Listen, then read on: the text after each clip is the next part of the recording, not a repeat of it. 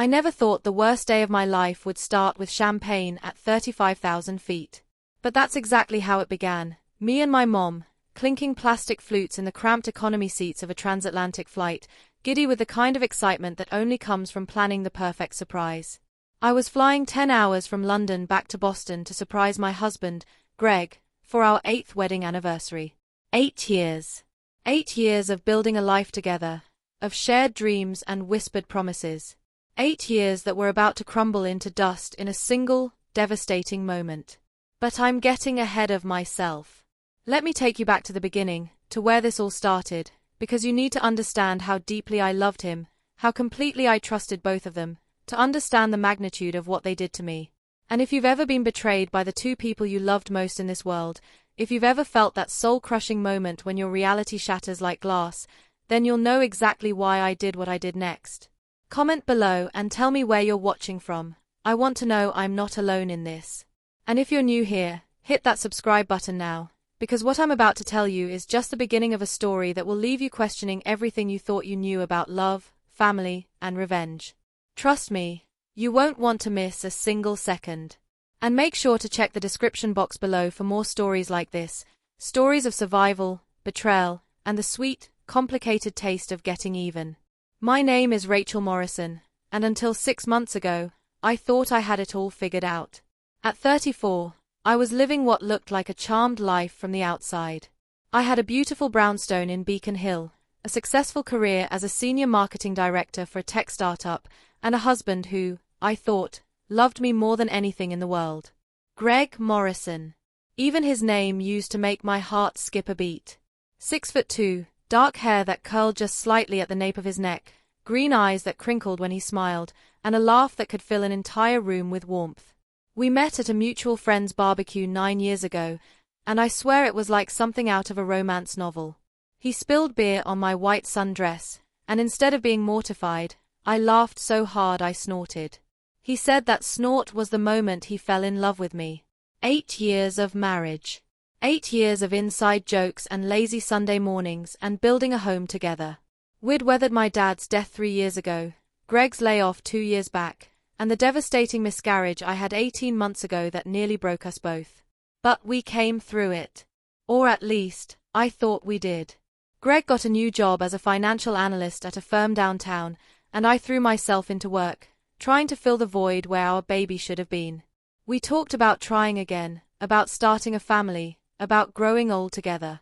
He'd hold me at night and whisper that we'd get through anything as long as we had each other. What a fucking lie that turned out to be. But 6 months ago, I didn't know that yet.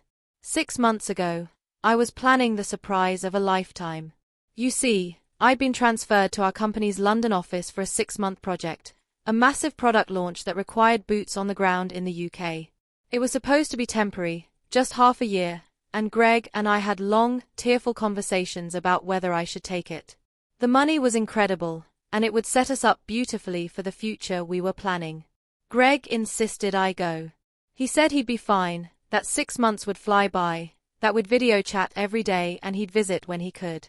He seemed so supportive, so understanding. Now I know why. The project wrapped up 2 weeks early, and I was over the moon. I could surprise Greg for our anniversary, which fell on September 15th, just 3 days after my scheduled return. But why wait? Why not come home early and blow his mind? I called my mom, Patricia, everyone calls her Patty, and she was instantly on board. Mom had always adored Greg, treated him like the son she never had. She lived in Portland, Maine, about 2 hours north of Boston, and she jumped at the chance to be part of the surprise. "Oh honey, he's going to lose his mind," she'd squealed on the phone, her voice bright with excitement. "This is so romantic. I'll meet you at Logan, and we'll take a cab to your place together. I can't wait to see his face." I can still hear the joy in her voice.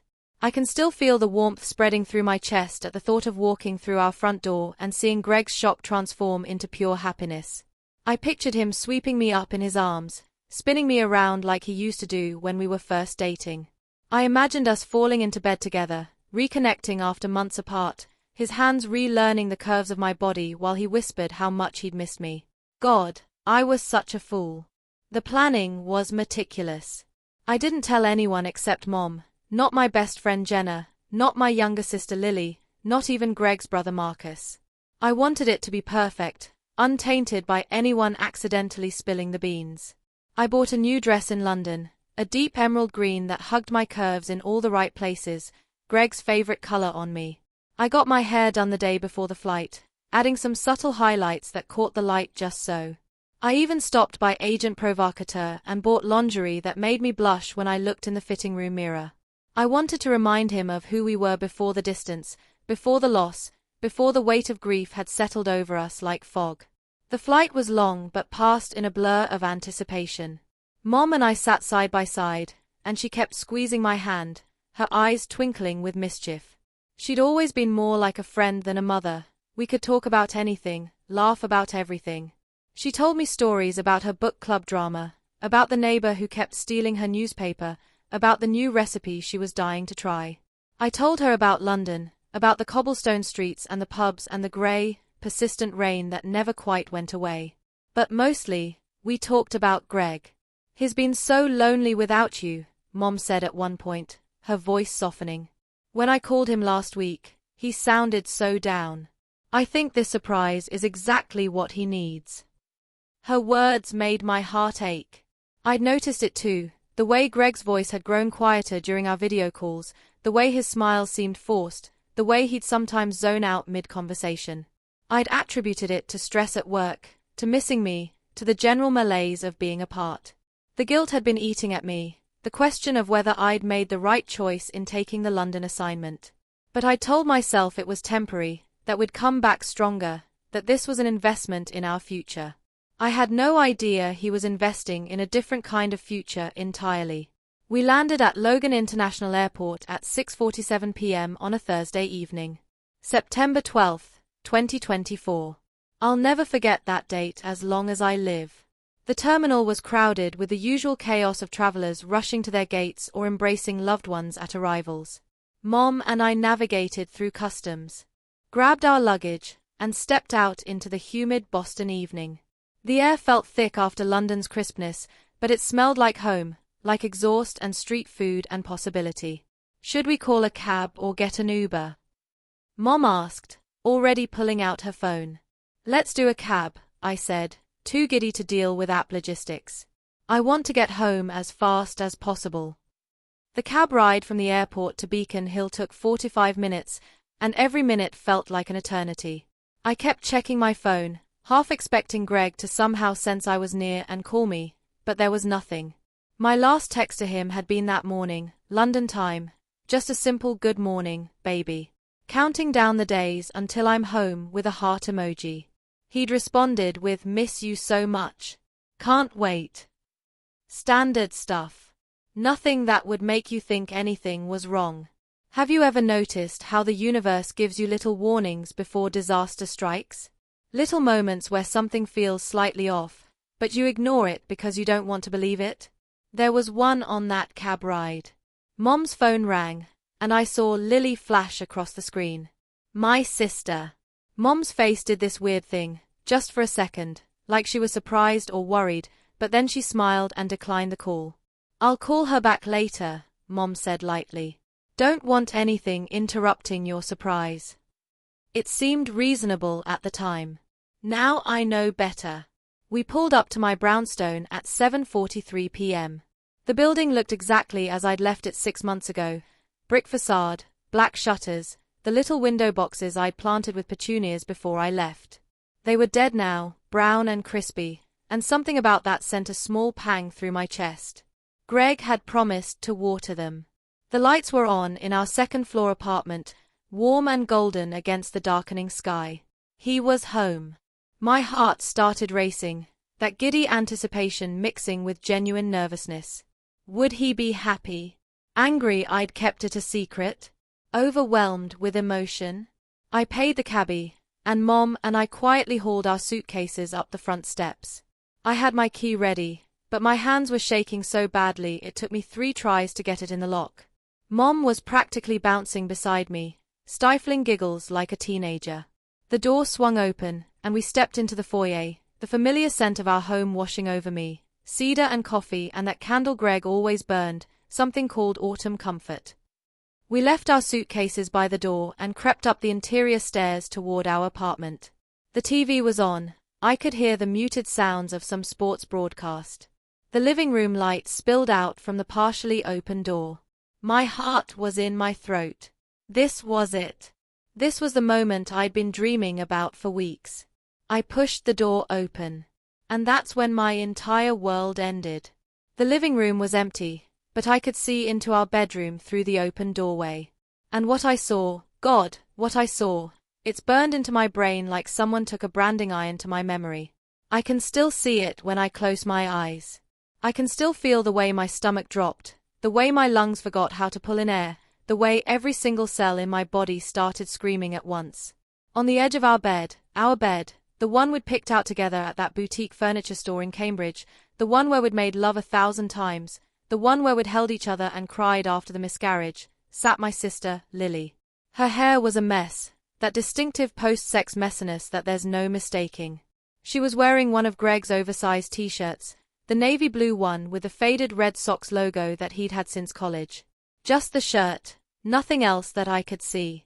Her legs were bare, crossed casually, and she was looking down at her phone, a small smile playing on her lips. And in the bed, sheets tangled around his waist, was my husband. Greg. Asleep.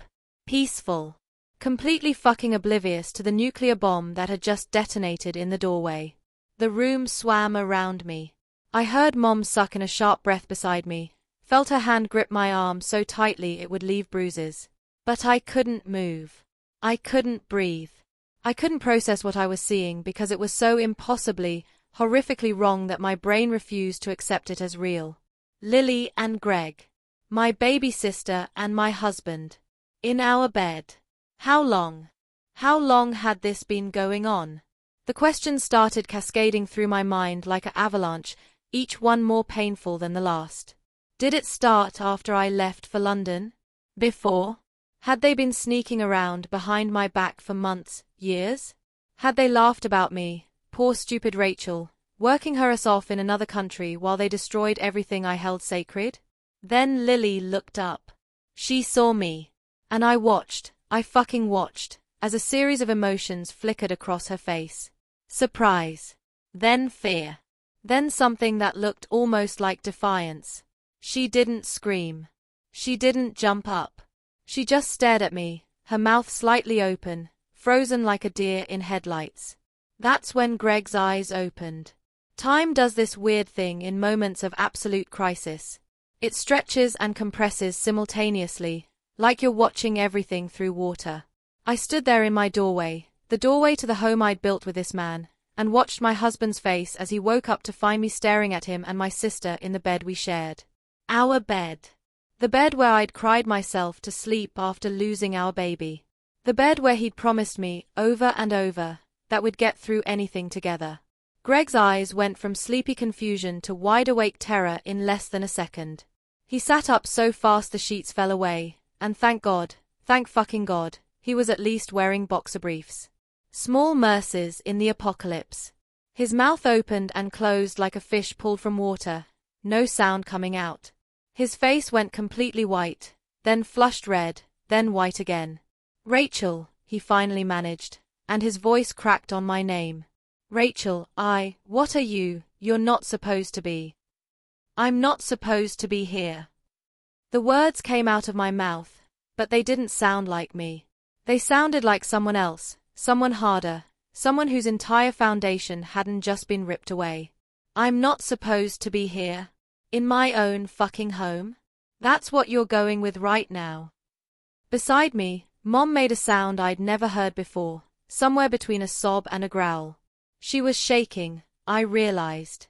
Actually trembling with rage or shock or both. Her grip on my arm tightened even more. Lily finally stood up. The shirt, his shirt, barely covered her thighs. She was 26 years old, 8 years younger than me, and she'd always been the pretty one, the fun one, the one everyone gravitated toward at parties. Long honey blonde hair, big blue eyes, that easy laugh that made people want to be near her. I'd never been jealous of her before. I'd loved her.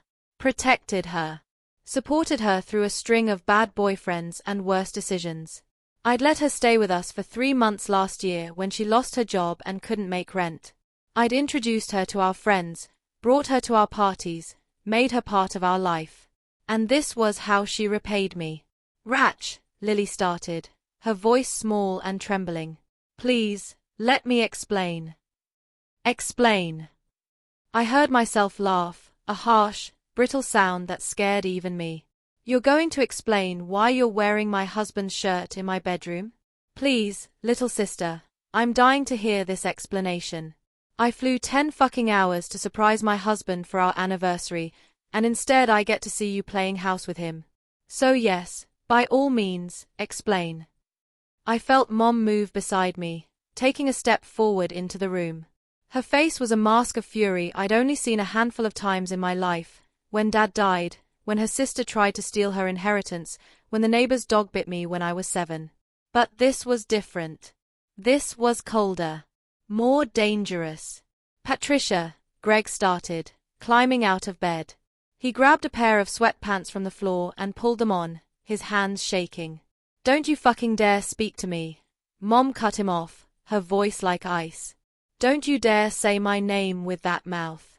After everything, after how we welcomed you into this family, after how Rachel stood by you through every goddamn thing. Mom, please, Lily said, tears starting to stream down her face now. Mom, you don't understand. I don't understand. Mom's voice rose to a shout. I don't understand that you fucked your sister's husband. Which part am I not understanding, Lily? Help me out here. The apartment suddenly felt too small, the walls closing in. I couldn't breathe. The air was too thick, too heavy, saturated with betrayal and lies and the sickening reality of what I was seeing. I needed to move, to do something, but my body felt disconnected from my brain, like someone had severed all the wires between thought and action. Greg took a step toward me, his hands raised like he was approaching a wild animal. Rachel, baby, please, let's just talk about this. Just the two of us. Let me explain. Don't call me baby. My voice came out dead, flat. You don't get to call me that anymore. You don't get to call me anything. It's not what you think. It's not what I think. I finally looked at him directly, really looked at him, and I saw a stranger. How had I never noticed the weakness in his jaw, the shifty quality of his eyes, the way he seemed to shrink when confronted? How had I missed all the signs that must have been there? My sister is in our bedroom wearing your shirt. You just woke up in our bed, and it's not what I think? Then what is it, Greg? What exactly am I thinking wrong here? He opened his mouth, closed it, opened it again. Nothing came out. There was no explanation that would make this okay, and we both knew it. Lily had started crying harder now, those big, dramatic sobs that she'd always been able to turn on and off like a faucet. Once upon a time, those tears would have made me rush to comfort her. Now they just made me sick. How long? I asked, the question burning in my throat. How long has this been going on? Silence. Greg and Lily exchanged a glance, just a quick flicker of eye contact, but I caught it. And in that moment, I knew. This wasn't some recent mistake, some spontaneous moment of weakness after I left for London. This was something deeper, something that had roots. How long? I repeated, biting off each word. Rachel, Greg started. Answer me. I screamed, and the force of my own voice shocked me. I never yelled. I was the calm one, the rational one, the one who talked through problems like a reasonable adult. But there was nothing reasonable about this situation, nothing that could be talked through. Since April, Lily whispered, so quietly I almost didn't hear it. April. April. I'd left for London in March. They'd started this barely a month after I was gone. 5 months. 5 months of lies and sneaking around and God knows what else. You were supposed to be watching our apartment, I said, my voice shaking. When Greg's brother came to visit in May. You stayed here. You told me you'd take care of things while Greg was showing Marcus around the city. Lily's face crumbled. I'm sorry, she sobbed. I'm so sorry, Ratch. I never meant for it to happen. It just did. Things don't just happen. I shouted. You don't just accidentally fuck your sister's husband repeatedly for 5 months. You don't just happen to be in his bed wearing his clothes. Those are choices, Lily. Choices you made. Over and over and over again. If you've ever been cheated on, you know this moment. This moment when your entire history gets rewritten in your head. Every memory, every sweet moment, every time they said they loved you, it all gets colored by this new, horrible knowledge. I was mentally scrolling through the last 5 months, through every video call with Greg where he'd seemed distracted, every text that took too long to answer, every time Lily had suddenly become unavailable when I tried to call her. The pieces were falling into place, painting a picture so ugly I wanted to claw my eyes out. Did you do it in our bed every time? I asked, surprised by how calm my voice had become. Shock, maybe. Or maybe I'd just run out of volume. Is that your special place? Or did you use the couch too? The kitchen counter? The guest room where my dad used to sleep when he visited? Rachel, please. Greg took another step toward me. Don't. I held up my hand, and he froze. Don't come near me. Don't touch me. Don't even look at me right now, because I swear to God, Greg, I will lose whatever small amount of control I have left. Mom had started crying beside me, silent tears streaming down her face. This was her daughter too. Lily was her baby girl, the one she'd coddled and protected maybe too much over the years. And now she had to reconcile the fact that this person she'd raised, this child she'd loved unconditionally, had committed this unforgivable betrayal. We need to go, Mom said quietly, her hand finding mine. Rachel, honey, we need to leave right now. She was right. I couldn't stay here another second. Couldn't breathe the same air as these two people who destroyed my life. But leaving felt like surrender, like letting them win. Some part of me, the part that was already calculating and planning and figuring out next steps, knew that if I left now, I needed to take something with me. Some kind of power, some kind of control. My eyes landed on Lily's phone, sitting on the nightstand. She'd been looking at it when we walked in, that little smile on her face. What had she been looking at? Messages? Photos? Evidence? Before I could think too hard about it, I crossed the room in 3 quick strides and grabbed the phone. Hey! Lily lunged forward, but I was faster. I held the phone up high, out of her reach. Password, I demanded. Give me your password, or I'm throwing this out the fucking window. Rachel, come on, she pleaded. Password. 0415, she shouted, fresh tears streaming down her face. April 15th. The date they started this. Of course. I unlocked the phone and started scrolling, my heart pounding. Text messages. So many text messages. I opened the thread with Greg's name, and bile rose in my throat. Months of conversations. Flirty texts, explicit photos, plans to meet up. My hands shook as I scrolled up, finding the beginning. March 29th. 2 weeks after I'd left for London. Lily, Greg, I know this is weird, but I can't stop thinking about you. Greg, I've been thinking about you too. We shouldn't though. Lily, but we are. That's all it took. 2 weeks of me being gone, and my husband was already confessing to thinking about my little sister. I kept scrolling, scanning through months of their affair. Meeting up at hotels. Screwing in our apartment. Laughing about something, I couldn't even focus on what. My vision was blurring with tears and rage. Then I found something that made my blood run cold. August 10th.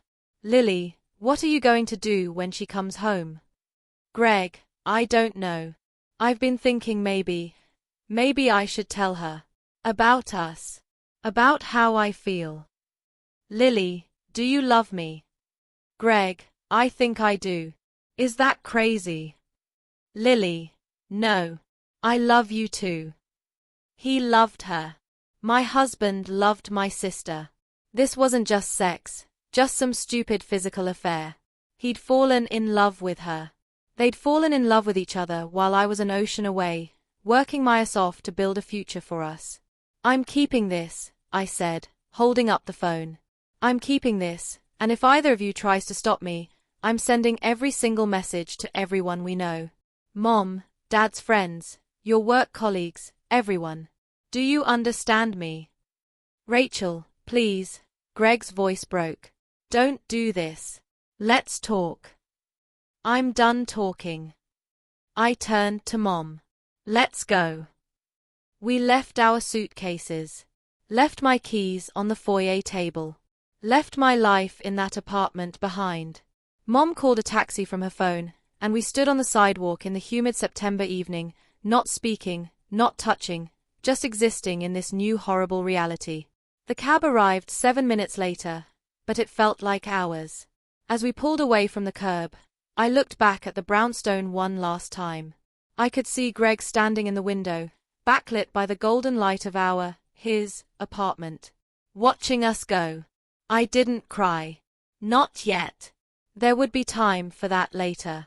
Right now, in the back of this cab with Mom beside me, her hand gripping mine like a lifeline, I felt something else rising in my chest. Something cold and sharp and clarifying. Rage. Pure, focused, crystalline rage. They'd taken everything from me. My marriage, my family, my trust, my home. They'd made a fool of me while I was working to build our future. They'd laughed and loved and fucked in the bed where I'd lost my baby, where I'd cried myself to sleep missing him. They'd rewritten our history, poisoned every memory, destroyed every moment of happiness I thought we'd shared. Where do you want to go, honey? Mom asked softly. I turned to look at her, and she must have seen something in my eyes that scared her, because she flinched. Don't worry, Mom, I said quietly. I already know exactly what I'm going to do. And I did. Oh, I did. We ended up at a hotel near the airport, a generic Marriott with beige walls and generic landscape paintings and the kind of impersonal comfort that felt right for the moment. I couldn't go to Mom's place in Portland, not yet. I needed to be close to the city, close to what came next, even though I didn't fully know what that was yet. The rage was still burning, but underneath it, shock was starting to settle in like frost, making everything feel brittle and unreal. Mom got us a room with 2 queen beds and didn't ask questions. She ordered room service, chicken Caesar salads that neither of us ate, and sat with me on the edge of my bed while I stared at Lily's phone, scrolling through months of betrayal. Each message was a fresh knife wound. Each photo, and there were photos, God, there were so many photos, made me want to vomit. Rachel, honey, Mom said gently, around midnight. You should try to sleep. Or at least put the phone down. I can't, I whispered. I need to know everything. Every lie, every time I need to know. It's only going to hurt you more. Good. I want it to hurt. I want to feel this. I looked up at her, and her face was drawn with exhaustion and grief. Mom, how could she do this? How could Lily do this to me? Mom's eyes filled with tears again. She'd been crying on and off all evening, quietly, like she was trying not to burden me with her own pain. But I could see it eating at her, the knowledge that her youngest daughter had committed this unforgivable act against her oldest. I don't know, baby, she said, her voice cracking. I don't understand it. I raised you girls to love each other, to protect each other. I thought, she broke off, shaking her head. I thought I knew her. Did you see any signs? I asked. When you talked to her these past few months, did she seem different? Mom thought about it, her brow furrowing. She was happier, maybe? More energetic? She'd call me gushing about her life, but she was always vague about details. I just thought, God, I thought she was finally getting her shit together, you know? After all the job hopping and bad boyfriends. I thought she was growing up. She laughed bitterly. Growing up. What a joke. I went back to the phone, opening the photo gallery. My stomach churned. There were pictures of them together, at restaurants I recognized, places Greg and I used to go. At the public garden. At Castle Island.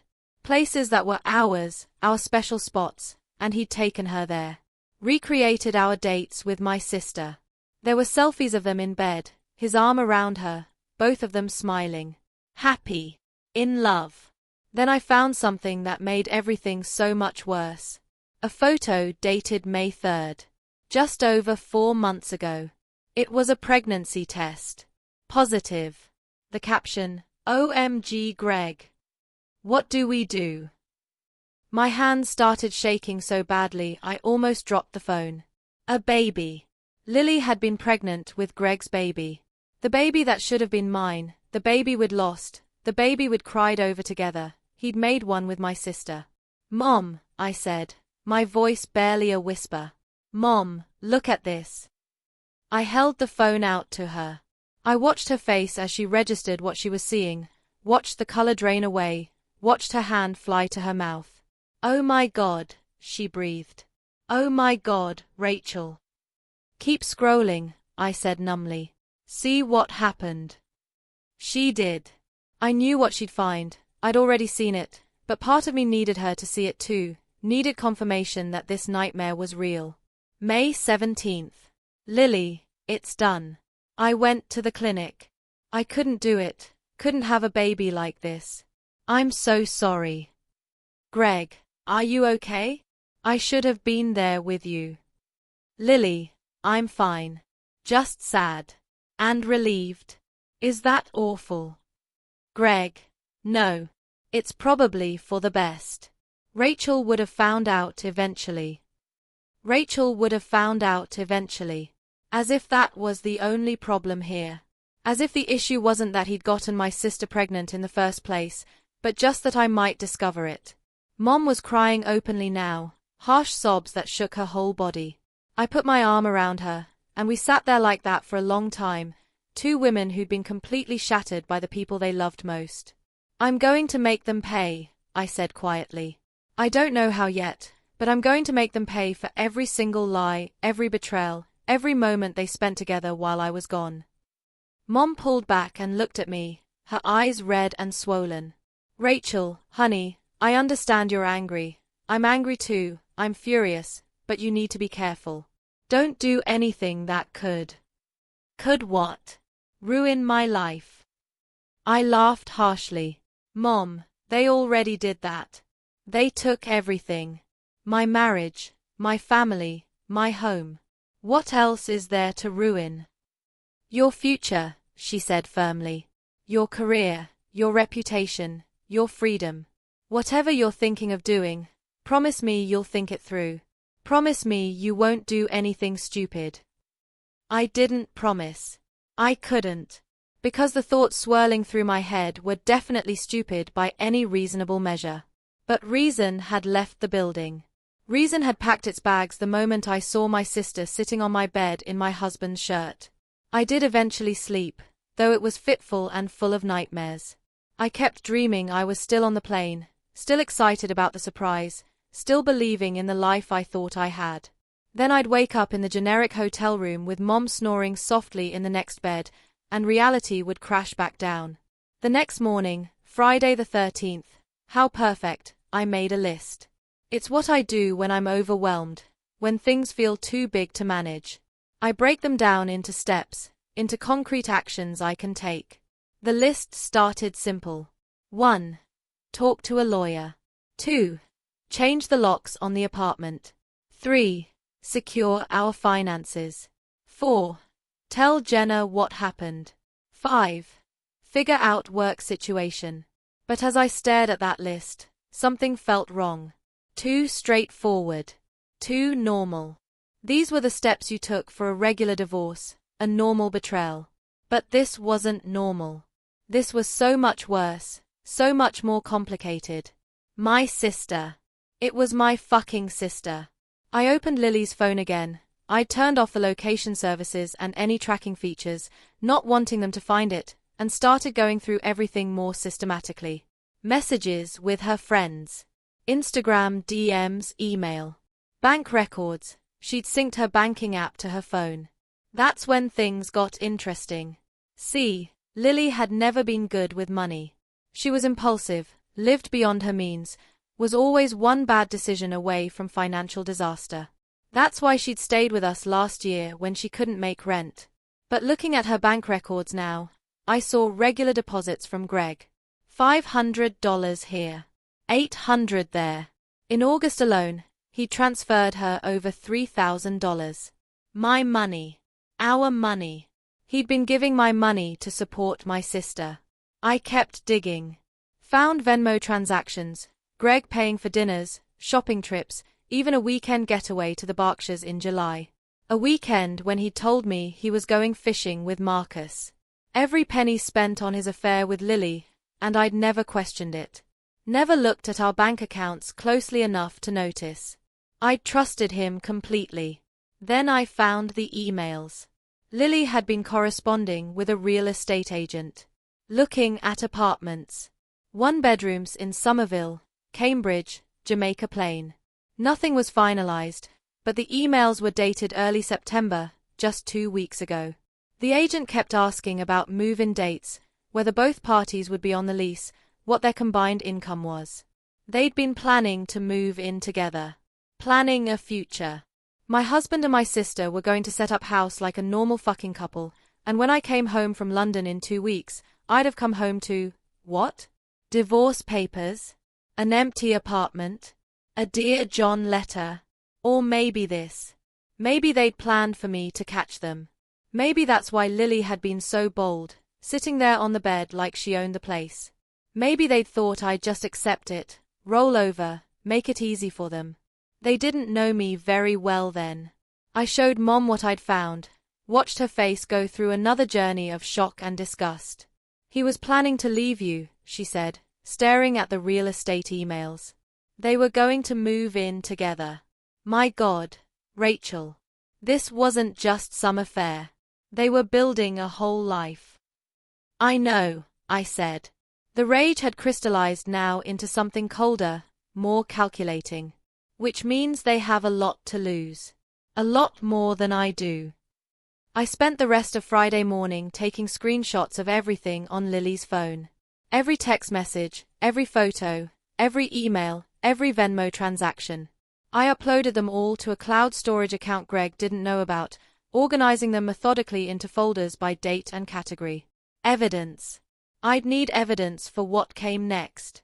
Around noon, my own phone started ringing. Greg. I let it go to voicemail. He called again. And again. 15 times in an hour. The voicemail started apologetic, then became desperate, then angry. Rachel, pick up the fucking phone. We need to talk about this like adults. You can't just steal Lily's phone and disappear. That's theft. I could call the cops. That last one made me laugh. He could call the cops. Sure, Greg. Let's get law enforcement involved. Let's have them look at all these messages, see what you've been up to. See how you've been embezzling from our joint account to fund your affair. I was sure that would work out great for him. Lily called too, from a different number. She must have gotten a temporary phone. Her voicemails were all tears and apologies. Rach, please. I know you're mad, but please talk to me. You're my sister. We can work through this. I love you. I never meant to hurt you. Please. I deleted them all without listening to more than a few seconds. Mom had to go back to Portland on Sunday. She had her book club and a doctor's appointment she couldn't miss, but she made me promise to call her every day, to not do anything rash, to take care of myself. I promised the parts one could promise and stayed vague on the rest. By Monday morning, I'd made my first move. I called our landlord, Mr. Chen, a sweet older man who'd always liked me, and explained that I'd returned home from a work trip to find my sister and husband having an affair in our apartment. I told him I needed the locks changed immediately for my safety and well-being, and that only my name should be on the access list going forward. Since the lease was in both our names, it was legally tricky, but Mr. Chen had daughters of his own. He understood. The locks were changed by Monday afternoon.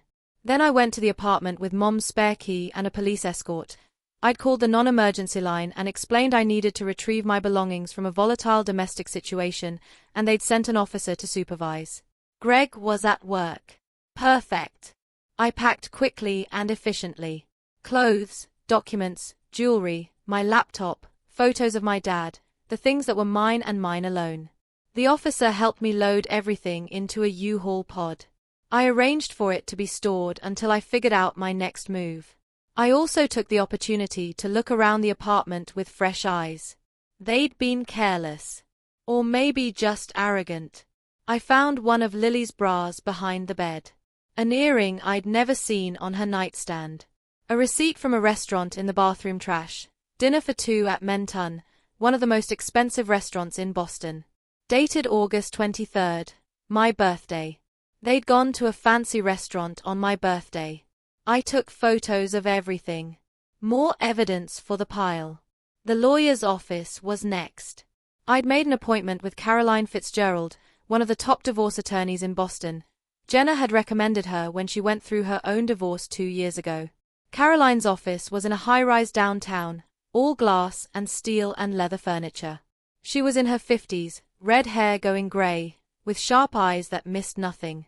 I laid out everything. Showed her the messages, the photos, the financial records.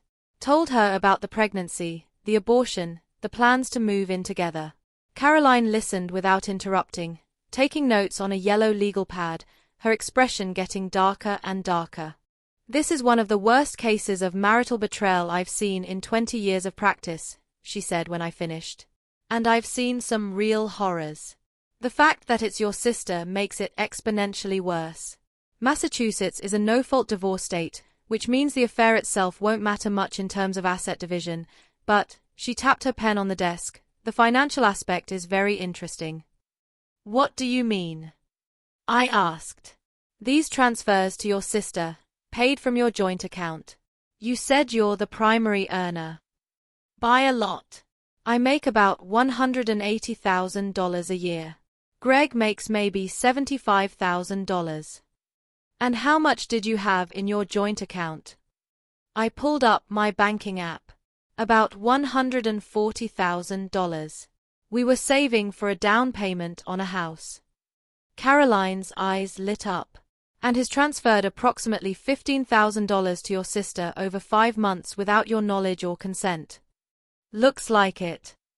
That's dissipation of marital assets. In a divorce, you can absolutely argue that he wasted marital property on his affair, and the court can make him reimburse you for half of what he spent. It won't be the full amount, but it's something. More importantly, it establishes a pattern of financial deception. She leaned forward, steepling her fingers. Here's what I recommend. File for divorce immediately. Request exclusive use of the marital home. Given the circumstances and the fact that you've already changed the locks with the landlord's permission, this shouldn't be hard to get. Request temporary spousal support if you need it, though given your income, that might not make sense. Most importantly, immediately transfer half of all joint accounts into a separate account in your name only. You're entitled to that money, and if you don't secure it now, he might drain the accounts out of spite or desperation. What about Lily? I asked. Is there anything I can do legally to? I don't know. Make her pay for this too. Caroline sighed. Unfortunately, Massachusetts abolished alienation of affection lawsuits decades ago. You can't sue your sister for breaking up your marriage, no matter how much she might deserve it. The law considers that a matter between spouses only. She paused, studying me. But there are other ways to make someone's life difficult, if you're so inclined. Ways that don't involve the legal system. I met her eyes. I'm listening. She smiled, a sharp, predatory expression. Let's just say that in my experience, the court of public opinion can be just as devastating as any legal judgment. But anything you do, you didn't hear from me. Understood. Understood. I left her office with a folder full of paperwork to sign, a timeline for the divorce proceedings, and a plan. The legal part was handled. Now I needed to work on everything else. I finally called Jenna that night from my hotel room. She answered on the first ring. Rachel. Oh my God, you're back. When did you get in? Why didn't you tell me? We need to celebrate. Jenna, I cut her off. I need to tell you something. Can you meet me? Like, right now? The change in my voice must have scared her because she immediately got serious. Of course. Where are you? What's wrong? I told her the name of the hotel, and she was there in 20 minutes. Jenna Chen, no relation to my landlord, had been my best friend since college. She was a corporate lawyer, whip-smart, with a dark sense of humor and zero tolerance for bullshit. She'd been through her own nightmare divorce when she caught her ex-husband embezzling from his company. If anyone would understand, it was her. She took one look at my face when I opened the hotel room door and pulled me into a fierce hug. What happened? I told her everything. Watched her face go through the same progression of shock, disbelief, and rage that I'd seen on Mom's face. When I got to the part about the pregnancy, she actually stood up and started pacing. That absolute fucking piece of shit, she spat. And Lily, oh my God, I'm going to kill her. I'm actually going to kill her. She was at your birthday party last year. She gave a toast about what a wonderful sister you are. Jenna stopped, her face going pale. Oh fuck. Oh fuck, Rachel. What? Your birthday party. Last September. Before you left for London. Jenna's face was stricken. I saw them talking in your kitchen. Greg and Lily. It was late, most people had left, and I went to get more wine. They were standing really close, and they jumped apart when they saw me. I don't know what I thought. That it was weird, maybe, but I convinced myself I was reading too much into it. My stomach dropped. September. A full 7 months before the messages said they started. Had it been going on even longer than I thought? Had they been planning this before I even left? Jenna. I should have said something, she said, her eyes filling with tears. I should have told you. I'm so sorry. I'm such a fucking idiot. Stop. I grabbed her hands. This is not your fault. You saw 2 people talking at a party. That's it. You couldn't have known. But inside, I was recalculating everything. Every timeline I'd constructed, every assumption I'd made about when this started, it all needed to be revised. How long had Greg been lying to my face? How long had Lily been playing the role of devoted sister while planning to steal my husband? Jenna and I talked until 3 in the morning. She helped me strategize, helped me think through the implications of every move I might make. She also told me something I hadn't known. Greg and Lily had been spotted around town together while I was gone. At bars, at restaurants. Jenna's colleague had seen them at Atlantic Fish Company in July, sitting close in a booth, and had mentioned it to Jenna. Isn't that your friend's husband and sister? Jenna had brushed it off, assumed they were planning something for me, maybe a surprise for when I got back. Everyone's going to know, I said quietly. Once this comes out, everyone's going to know what they did. Good, Jenna said fiercely. Let them know. Let everyone see what kind of people they are. That's when I realized, I didn't want to just divorce Greg. I didn't want to just cut Lily out of my life. I wanted everyone to know. I wanted their friends, their families, their co-workers, everyone they'd ever met to know exactly what they'd done. I wanted them to feel the shame and humiliation I felt. I wanted them to lose everything, the way I'd lost everything. But I had to be smart about it. Strategic. Caroline was right. The court of public opinion could be devastating, but only if wielded correctly. If I just went on a rampage, I'd look crazy, unhinged, like the scorned ex-wife having a breakdown. I needed to control the narrative. I spent the next few days planning. Tuesday, I transferred $70,000 from our joint account into a new account in my name only, exactly half. I also withdrew half the money from our joint savings account. Caroline was right. I needed to secure my finances before Greg could drain everything. He noticed immediately. My phone exploded with calls and texts. "What the fuck are you doing? That's our money. You can't just steal half our savings." The irony of him accusing me of theft was almost funny. I responded with a single text, "Speak to my lawyer." And I sent him Caroline's contact information. Wednesday, I went back to work. I'd been emailing with my boss, David, throughout my time in London, and he'd been thrilled with how the project had gone. I told him I was back in Boston early but needed a few personal days. Now I went into the office and requested a meeting. David was in his mid-40s, a tech genius who'd sold his first startup at 25 and had been playing with house money ever since. He was laid back, casual, the kind of boss who cared more about results than FaceTime. But he was also sharp, and he picked up on my energy immediately. "Rachel, what's going on? You look like you haven't slept in days." I'd practiced this speech. "I need to tell you something personal, and I need to know it stays between us for now. I'm going through a divorce. My husband was having an affair while I was in London, and I discovered it when I came home early. It's complicated and messy, and I need to know I still have your support here." David's face went through several expressions before landing on sympathetic concern. "Jesus, Rachel. I'm so sorry. Of course you have my support. Whatever you need, time off, adjusted schedule, anything. Your work has been phenomenal, and we're not going to lose you over some personal bullshit." "I don't want special treatment," I said. "I just want to keep working. I need the structure, the distraction. But there might be some fallout. Social media stuff. Maybe. I don't know yet. I just wanted you to hear it from me first." "Appreciated," David said. "And for what it's worth, your personal life is your own business.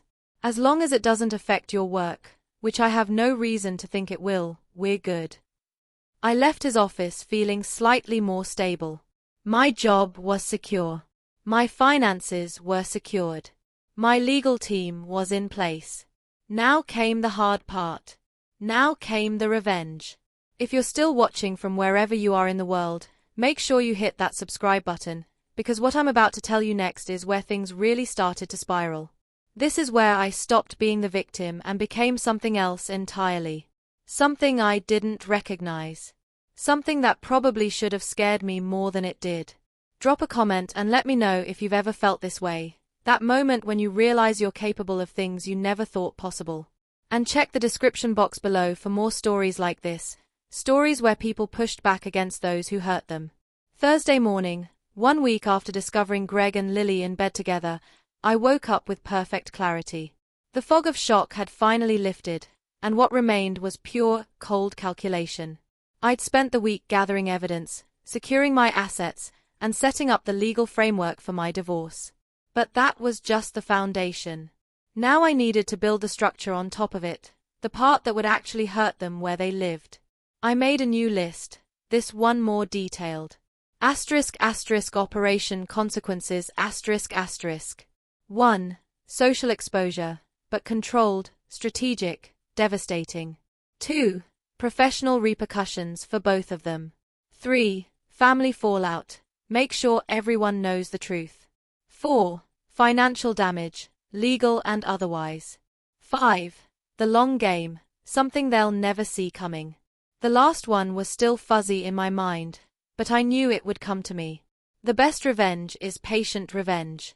The kind that builds slowly, that they don't see until it's too late to stop. I started with step 3 because it seemed the most straightforward. Family needed to know, and they needed to hear it from me before Greg and Lily could spin their own version of events. I called Greg's mom, Patricia, yes, another Patricia, which had always been a weird coincidence with my mom. Patricia Morrison had always been kind to me, if a bit distant.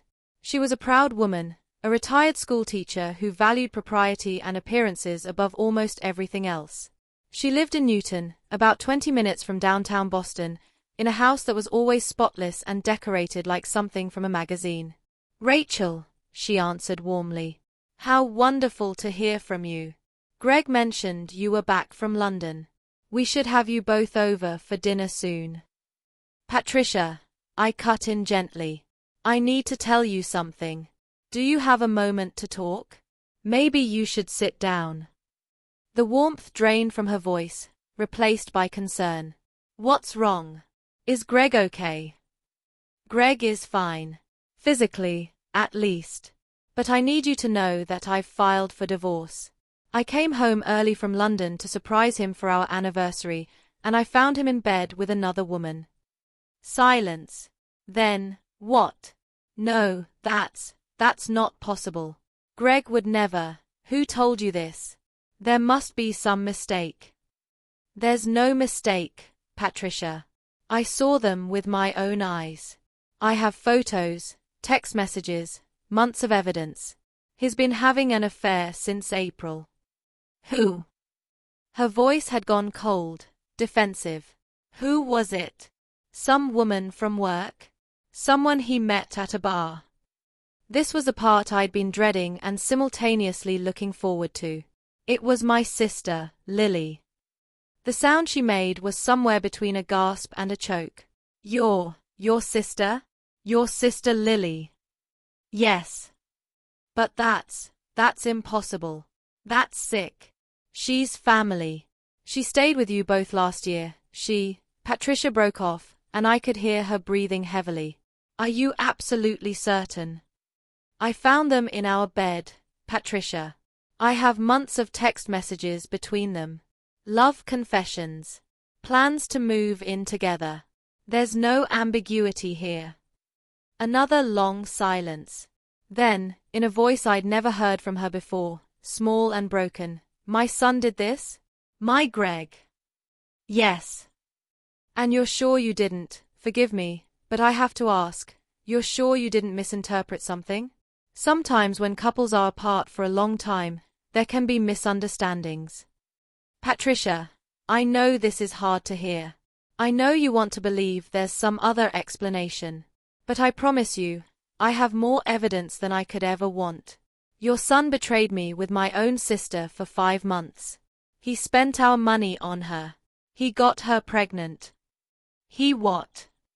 I probably shouldn't have led with that, but I was angry at her for trying to find excuses for him.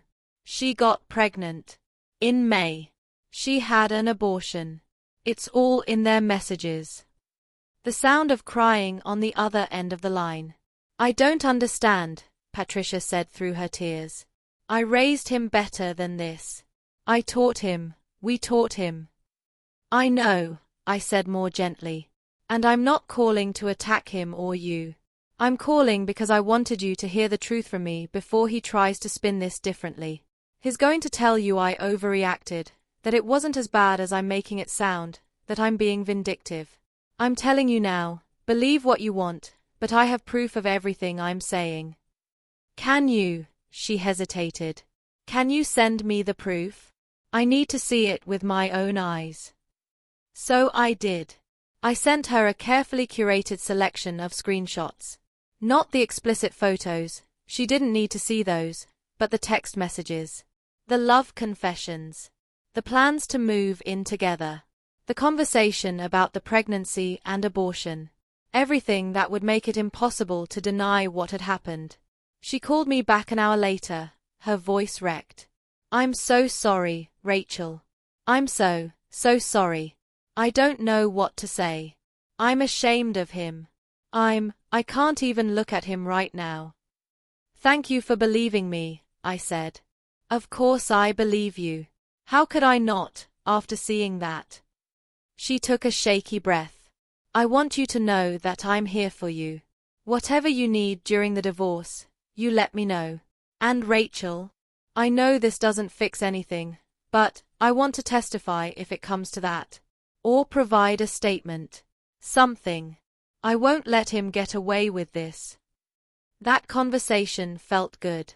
Like I'd won something, even if it was small.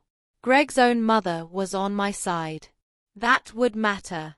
I made similar calls to Greg's brother Marcus, his dad, Patricia's ex-husband, who lived in Florida with his new wife, and several of his close friends. Each conversation was painful in its own way, but each one reinforced the narrative. Rachel is the victim here. Greg and Lily are the villains. There is no gray area. By Friday, Greg was calling me non-stop, leaving voicemails that ranged from apologetic to furious. "You're turning everyone against me. You're telling them lies about what happened. Rachel, this isn't fair. You don't even know the whole story." I finally responded via text. "Then tell me the whole story, Greg. Explain to me how fucking my sister for 5 months isn't as bad as it seems. Explain the pregnancy. Explain the money you spent on her.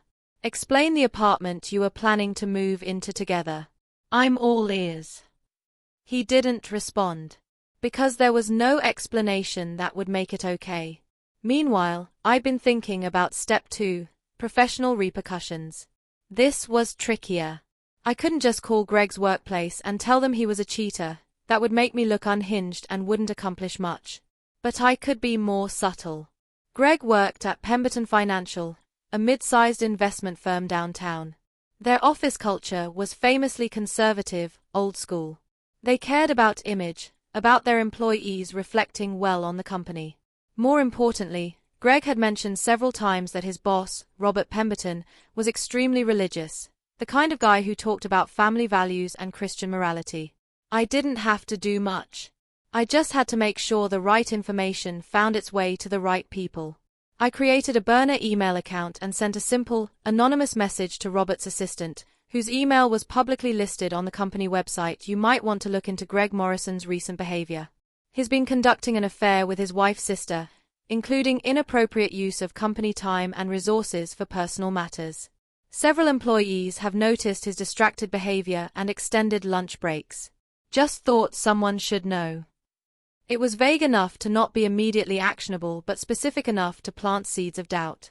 I didn't know if anything would come of it, but it was a start. For Lily, professional damage was easier. She worked as a social media manager for a boutique marketing agency called Trendline Creative. It was a small company, maybe 15 employees, and they were all about image and branding. I'd met her boss, Andrea, at a few family events. She was young, hip, very progressive, very into workplace ethics and treating employees like family. I didn't have to be anonymous here. I sent Andrea a direct email from my personal account. "Hi Andrea. I hope this email finds you well. I wanted to reach out personally to let you know about a situation that might affect Lily's work in the coming weeks. I recently discovered that Lily has been having an affair with my husband since April. I found them together when I returned early from a work trip abroad, and I've filed for divorce. This is obviously devastating for me personally, but I wanted you to be aware because Lily may be dealing with some emotional and legal fallout, which could impact her performance or attendance. I'm not asking you to take any action against her, that's between you and Lily, but I thought you should be aware of what's happening, especially since I know Trendline values transparency and ethical behavior. Please feel free to reach out if you need any clarification. Best, Rachel Morrison. Professional, measured, just concerned enough." I CC'd my personal email so I'd have documentation that I'd sent it. Andrea responded within an hour. "Rachel, I'm so sorry to hear about what you're going through. That must be incredibly difficult. Thank you for letting me know. I'll reach out to Lily to see how she's doing and whether she needs any accommodations. I appreciate your professionalism in handling this. Take care of yourself. Andrea." Perfect. Now Lily's boss knew she was a homewrecker, but it was framed as concern for Lily's well-being. Plausible deniability if Lily ever tried to claim I was sabotaging her career. But I wasn't done with Lily. Not even close. See, Lily had always been obsessed with her social media presence. Instagram was her life. She had about 8,000 followers, mostly gained through carefully curated photos of her perfect life. Brunch photos, outfit posts, inspirational quotes, the whole basic influencer aesthetic. She'd even tried to Monetize it, partnering with small brands for sponsored posts. Her entire online persona was built around being this fun, free-spirited, supportive, good person. She posted frequently about female empowerment, sisterhood, supporting other women. Just last month, while she was fucking my husband, she'd posted a long caption about the importance of loyalty and having each other's backs. The hypocrisy was breathtaking. I'd been sitting on Lily's phone for a week now, and I'd made copies of everything I might need. Now it was time to use it. On Saturday morning, I created a new Instagram account. No profile picture, username TruthAboutLily 2024, private account. I requested to follow about 50 of Lily's closest followers, her friends, her co-workers, people she actually knew in real life, not just random fans. Most of them accepted within a few hours. Curiosity, probably. Then I posted one photo, a screenshot of a text exchange between Lily and Greg, dated August 10th. The one where they confessed their love for each other. Where Greg said he was thinking about telling me about them. Where they discussed their future together. The caption, "This is who your friend, co-worker, family member really is." While her sister was working abroad, Lily Morrison was having an affair with her brother-in-law. These are messages from Lily's own phone. She built a relationship with her sister's husband, got pregnant with his baby, had an abortion, and planned to move in with him. All while posting about sisterhood and loyalty on her public account. Some of you deserve to know the truth about who you're supporting. I tagged Lily's account, though the tag wouldn't show up since my account was private. Then I waited. It took less than an hour for my phone to explode. Jenna called first. "Rachel, what the fuck did you do? Lily's Instagram is going crazy. She's getting hundreds of messages." "How do you know?" I asked calmly. "Because she just posted a story. She's having a meltdown, saying someone hacked her and is spreading lies. Oh my God, she's deleting comments as fast as they come in. People are asking what happened, if it's true. Rachel, did you do this?" "I don't know what you're talking about," I said. "My Instagram account is still Rachel.Morrison. You can check." Technically true. My main account was still intact and hadn't posted anything.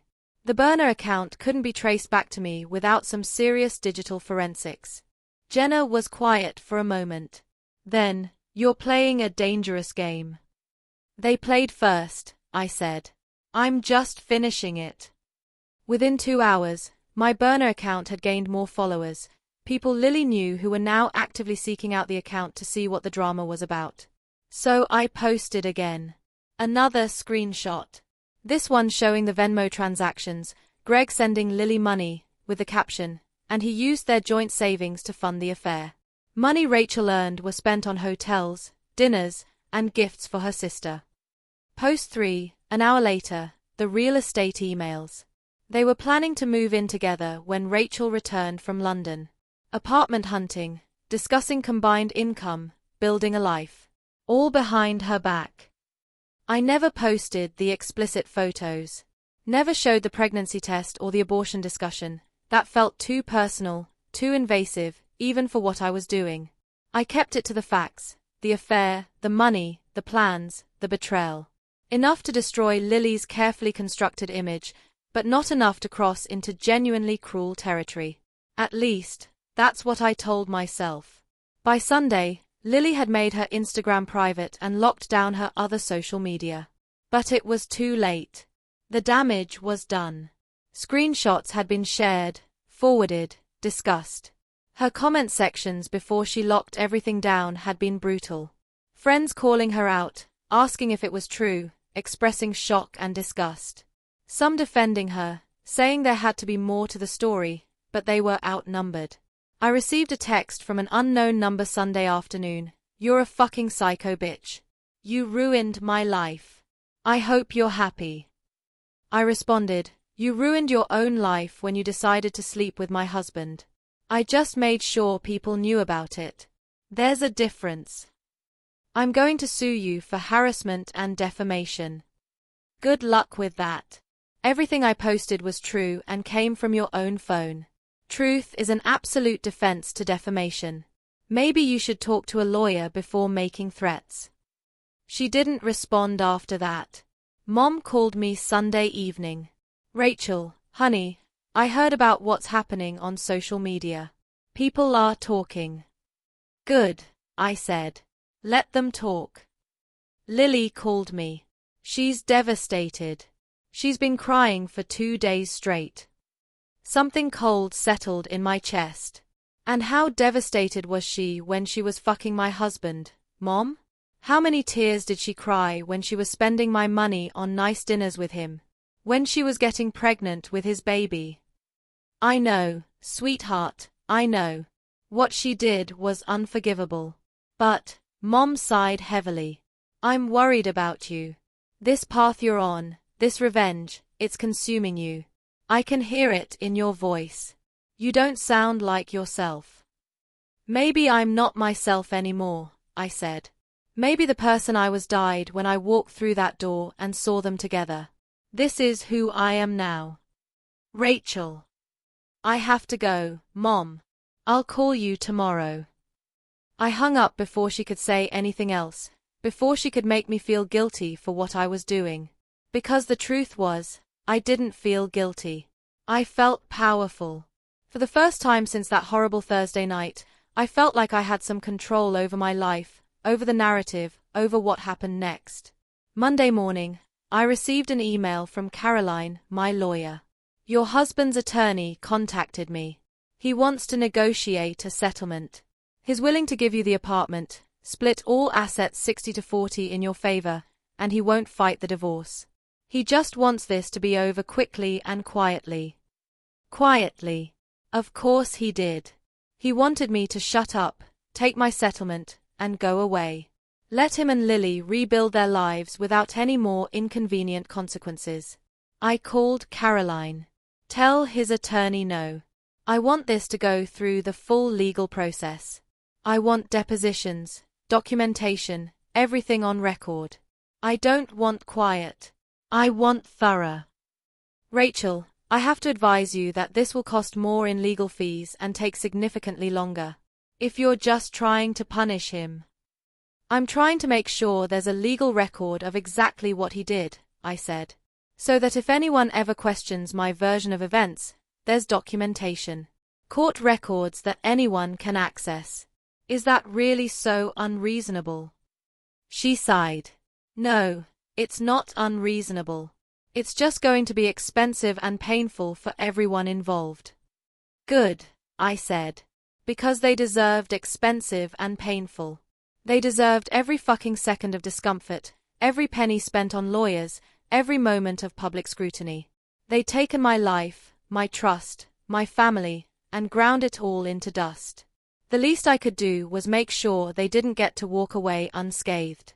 But even as I said all this, even as I felt the satisfaction of watching their lives implode, there was a small voice in the back of my head asking, is this enough? Will it ever be enough? Or will you just keep destroying them until there's nothing left, and will that finally make you feel whole again? I didn't have an answer. Not yet. The thing about revenge is that it's exhausting. All that rage, that constant vigilance, that need to control the narrative and anticipate their next move, it takes a toll. By the second week of October, I was running on fumes and spite. I'd barely slept, barely eaten. I'd lost 8 pounds and looked like hell, all dark circles and hollow cheeks. Jenna took one look at me Wednesday morning when we met for coffee and physically dragged me to a diner. You're going to eat a full breakfast, she said firmly, and then you're going to tell me honestly, how are you doing? Really doing? I stared at the menu without seeing it. I'm fine. Bullshit. You look like you haven't slept in a week. Are you taking care of yourself at all? I'm taking care of business, I said. That's what matters right now. The waitress came, and Jenna ordered for both of us, eggs, toast, hash browns, coffee. When she left, Jenna leaned across the table. Rachel, listen to me. I know you're hurting. I know they destroyed you. But you're destroying yourself in the process of destroying them. Is it really worth it? I opened my mouth to argue, but the truth was, I didn't know anymore. The high of watching Lily's social media meltdown had faded. The satisfaction of having Greg's own mother on my side had dulled. Now I just felt empty, hollowed out. Like I'd spent so much energy on revenge that there was nothing left for actually healing. I don't know what else to do, I admitted quietly. If I stop, if I just let this go, then what? They get to be happy together. They get to move into their cute apartment and play house and pretend like they didn't ruin my life? How is that fair? It's not fair, Jenna said. None of this is fair. But fairness isn't the same as justice, and justice isn't the same as revenge. You've made your point. Everyone knows what they did. They are facing consequences. Greg's mom won't speak to him. Lily's friends are turning on her. Their reputations are trashed. You won. Now maybe it's time to focus on you. The food came, and I picked at it mechanically. Jenna was right. Probably. But something in me resisted the idea of stopping, of moving on. Because moving on meant accepting that this had happened, that it was real, that my marriage and my relationship with my sister were truly over. Revenge was easier than grief. Anger was easier than heartbreak. My phone buzzed. A text from an unknown number. We need to talk. Face to face. Just you and me. Please. Rachel. I'm begging you. Greg. I showed it to Jenna. She frowned. Are you going to respond? Should I? That depends. Do you want closure? Do you want to hear what he has to say? Or are you done with him completely? I thought about it. Part of me wanted to ignore him, let him stew in his own guilt and desperation. But another part, the part that had loved him for 9 years, that had built a life with him, that still didn't fully understand how we'd gotten here, wanted answers. Real answers, not the bullshit excuses I'd imagined he'd give. If I meet with him, will you think I'm weak? I asked Jenna. I'll think you're human, she said gently. There's no rule book for this, Rach. No right way to handle having your husband cheat with your sister. If you need to hear him out to move forward, then do it. Just don't go alone. Meet him somewhere public, and tell someone where you'll be. I texted back. Fine. Thursday 2 p.m. The Thinking Cup on Tremorne. Public place. Middle of the day. You get 30 minutes. He responded immediately. Thank you. I'll be there. Thursday afternoon came faster than I expected. I spent the morning at work, trying to focus on a new campaign proposal, but my mind kept drifting to the upcoming meeting. What would I say to him? What did I even want from this conversation? An apology? An explanation?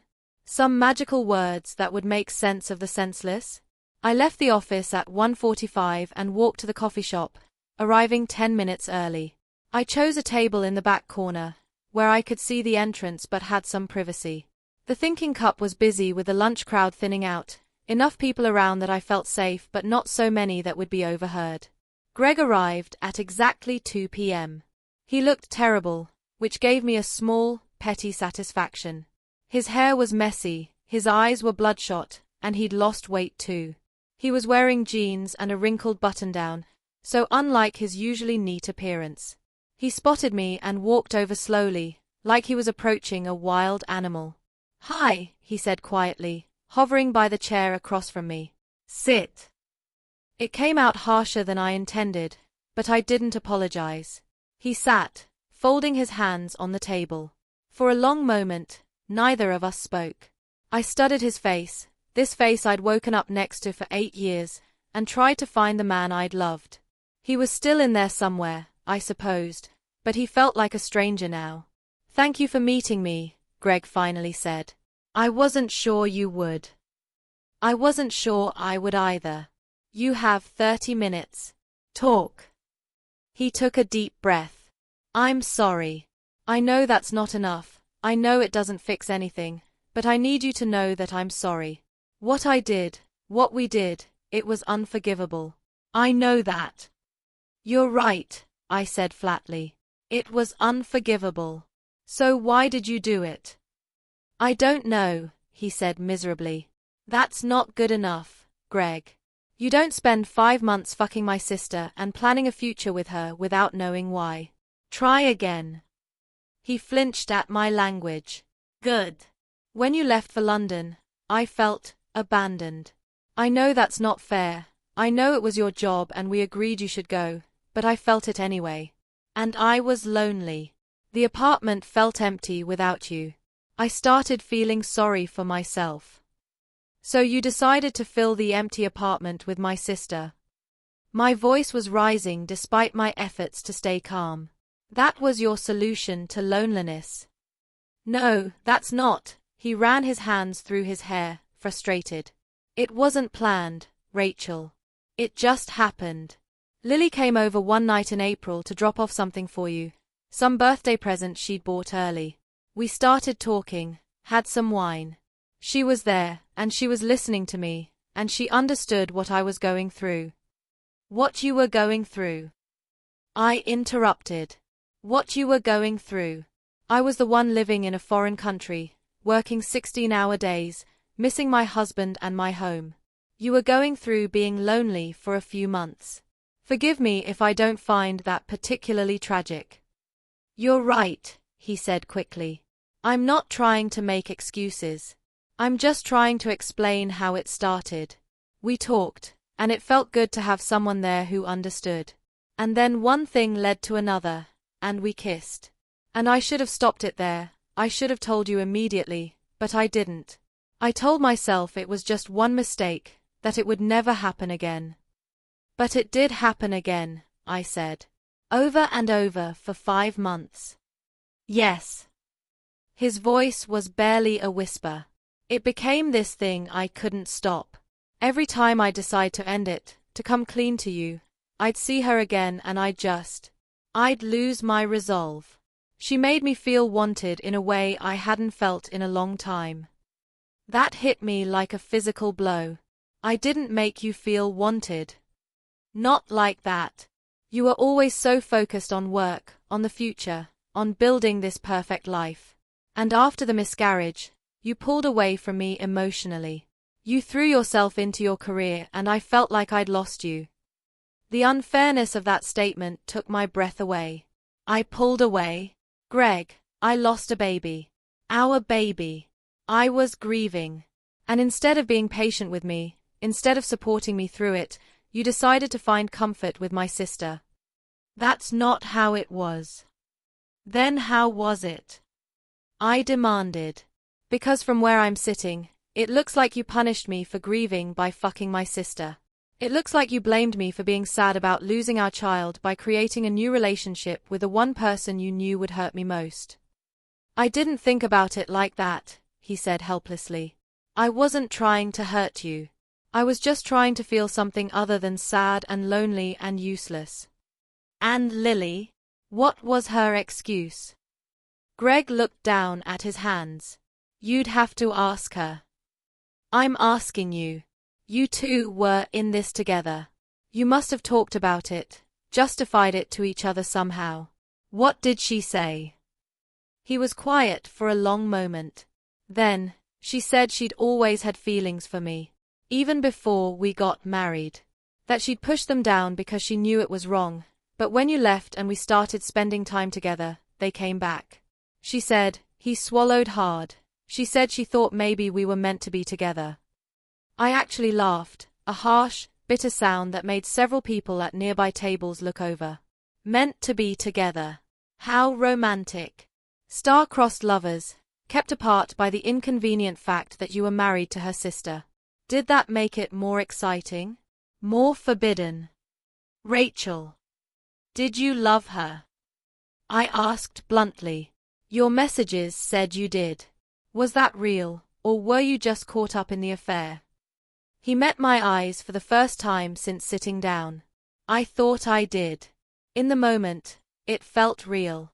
She was there, and she wanted me, and I convinced myself that what we had was love. But now, looking back, I don't know. How can it be love when it's built on lies and betrayal? It can't, I said. Love requires honesty, trust, respect. What you had with Lily was just selfishness and lust dressed up in pretty words. You're right, he agreed miserably. You're absolutely right. And I hate myself for it. I hate what I've become, what I've done to you. To us. There is no us anymore, Greg. That died the moment you decided my sister was more important than your vows. I know. His eyes were shining with tears now. I know it's over. I know I destroyed everything. But Rachel, the things you've been doing, telling everyone what happened, exposing Lily on social media, dragging this out legally, it's killing us. My mom won't speak to me. My work is asking questions. Lily's lost half her friends. When does it end? When is the punishment enough? And there it was. The real reason he'd wanted to meet. Not to apologize, not to give me closure, but to ask me to stop making his life difficult. I leaned forward, my voice cold and steady. You want to know when it's enough? When is the punishment proportional to the crime? Let me think. You took 8 years of my life, years I spent building what I thought was a solid marriage. You took my trust, not just in you but in relationships entirely. You took my sister, my family. You took the home I'd built, the future I'd planned, the dreams I'd had for us. You took my sense of safety and security and self-worth.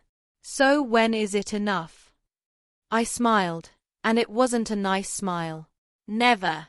It will never be enough. Because nothing I do to you can equal what you did to me. That's not fair, he said, his voice breaking. I made a mistake. A mistake. I cut him off. A mistake is forgetting to buy milk. A mistake is double booking dinner plans. What you did was a choice, repeated over and over for 5 months. You chose her. You chose to lie to me. You chose to spend our money on your affair. You chose to get her pregnant. Yes, I know about that too. Every single day, you made the choice to betray me. So don't you dare minimize this by calling it a mistake. Greg was crying now, actually crying. Part of me felt satisfied seeing him hurt. But a bigger part felt nothing at all. Just empty. What do you want from me? He asked through his tears. What can I possibly do to make this even slightly better? There's nothing you can do, I said. The damage is permanent. But if you want me to stop actively destroying your life, then you're going to do exactly what my lawyer says in the divorce proceedings. You're going to give me everything I'm entitled to and more. You're going to sign whatever papers she puts in front of you without complaint. And you're going to disappear from my life completely. No more calls, no more texts, no more attempts at reconciliation or explanation. You become a stranger to me. Can you do that? He nodded slowly. If that's what you need. It's not about what I need. It's about what you owe me. I stood up, gathering my bag. We're done here. I've got 23 minutes left on your 30, but I don't need them. I've heard enough. Rachel, wait. He reached for my hand, and I jerked back like he'd burned me. Don't touch me. Don't ever touch me again. I walked out of the coffee shop without looking back, my heart pounding but my head clear. That was closure, I supposed. Not satisfying, not healing, but final. I'd heard his explanations, his justifications, his pathetic attempts to make me understand. And none of it mattered. None of it changed what he'd done. Outside, the October air was crisp and cool, autumn fully setting into Boston. I started walking with no particular destination in mind, just needing to move, to process. My phone rang. Mom. Hi, Mom. Rachel. Honey. How are you? Her voice was careful, like she was trying to gauge my mood. I just met with Greg, I said. He wanted to talk. And? How did it go? He apologized. Tried to explain. Asked me to stop ruining his life. I laughed humorlessly, as if I'm the problem here.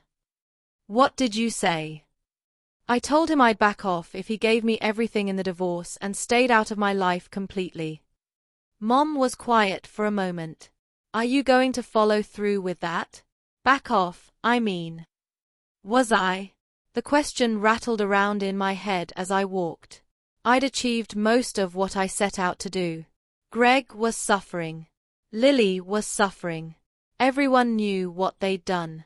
I'd secured my finances, started the divorce proceedings, turned their families against them.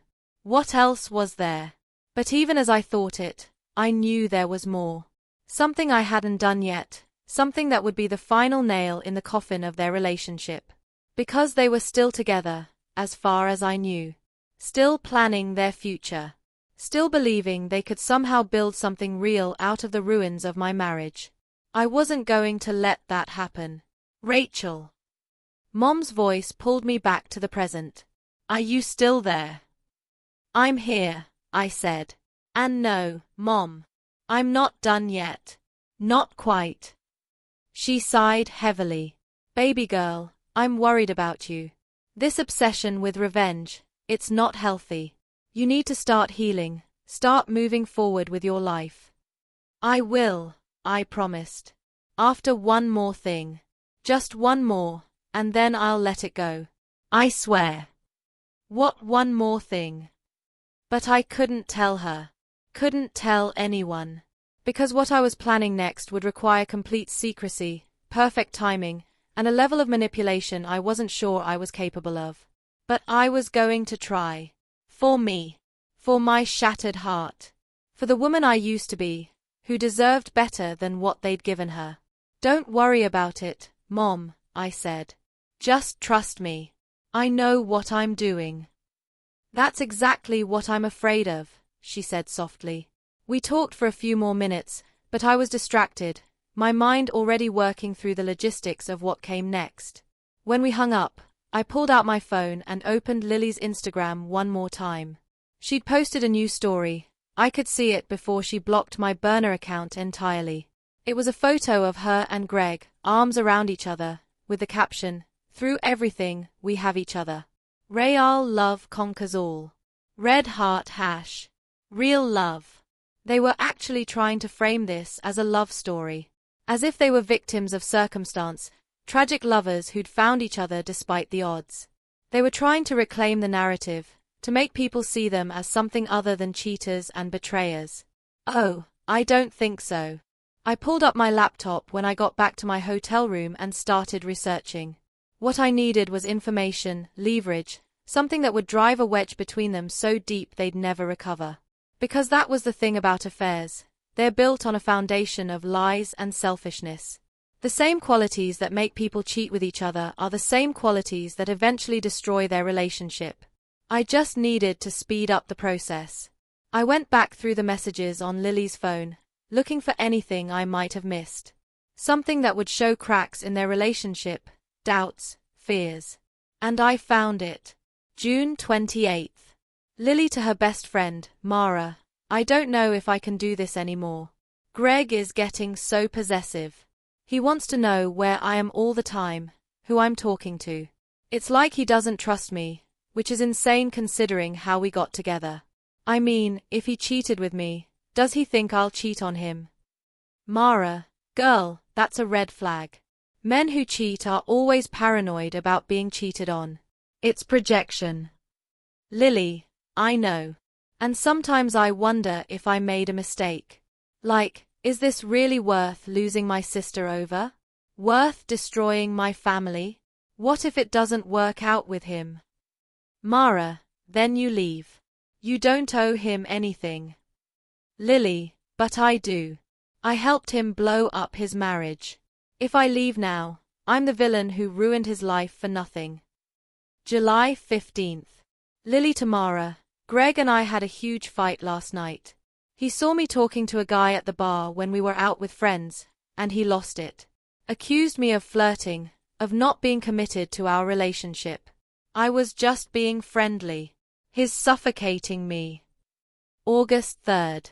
Lily to Mara. I think Greg loves the idea of me more than the actual me. He keeps comparing everything I do to Rachel. Rachel always did it this way. Rachel never complained about that. It's like he's trying to turn me into her replacement instead of loving me for who I am. There it was. Doubt, resentment, cracks in the foundation. They weren't the perfect couple they were pretending to be.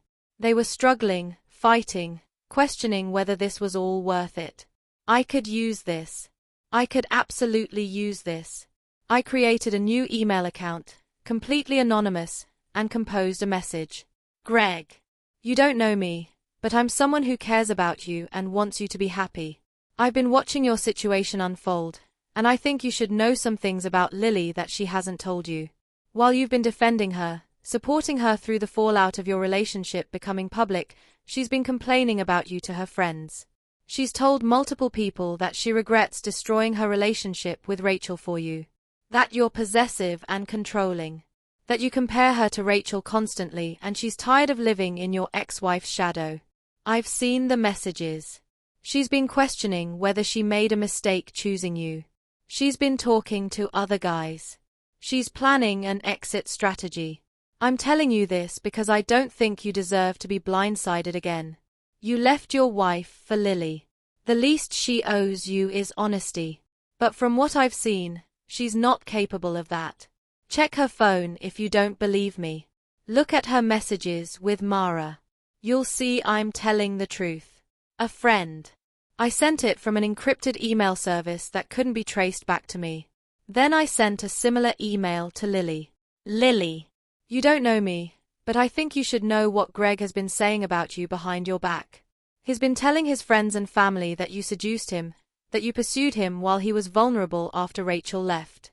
He's painting himself as the victim and you as the temptress who destroyed his marriage. He's also been in contact with Rachel. Multiple calls, long conversations. Some of his friends think he's trying to win her back, that he regrets leaving her for you. You gave up your sister, your family, your reputation for this man. And he's throwing you under the bus to save himself. Is that really the person you want to build a life with? Just thought you should know. A concerned observer. Were both emails full of half-truths and manipulations? Absolutely. Greg hadn't been bad-mouthing Lily to his friends, at least not that I knew of. And he wasn't trying to win me back, despite our coffee shop meeting. But the emails contained just enough truth, just enough plausible detail, that they'd seem credible. They'd plant seeds of doubt, make them question each other, drive a wedge between them. Because the best revenge wasn't just making them suffer. It was making them destroy each other. I hit send on both emails and closed my laptop. Now all I had to do was wait. The emails worked faster than I'd anticipated. By Saturday morning, just 2 days after I'd sent them, Jenna forwarded me a screenshot she'd received from a mutual friend. It was a post Lily had made in a private Facebook group for Boston area women, asking for advice about dealing with a controlling partner who has major trust issues. The post was long and rambling, full of vague complaints about feeling suffocated and monitored. She didn't name Greg, but anyone who knew about their situation would know exactly who she was talking about. The comments were a mix of supportive, "Girl, leave him, you deserve better," and skeptical, "Isn't this the guy you left your sister's husband for? Maybe he has trust issues because of how you got together." I felt a dark satisfaction reading it.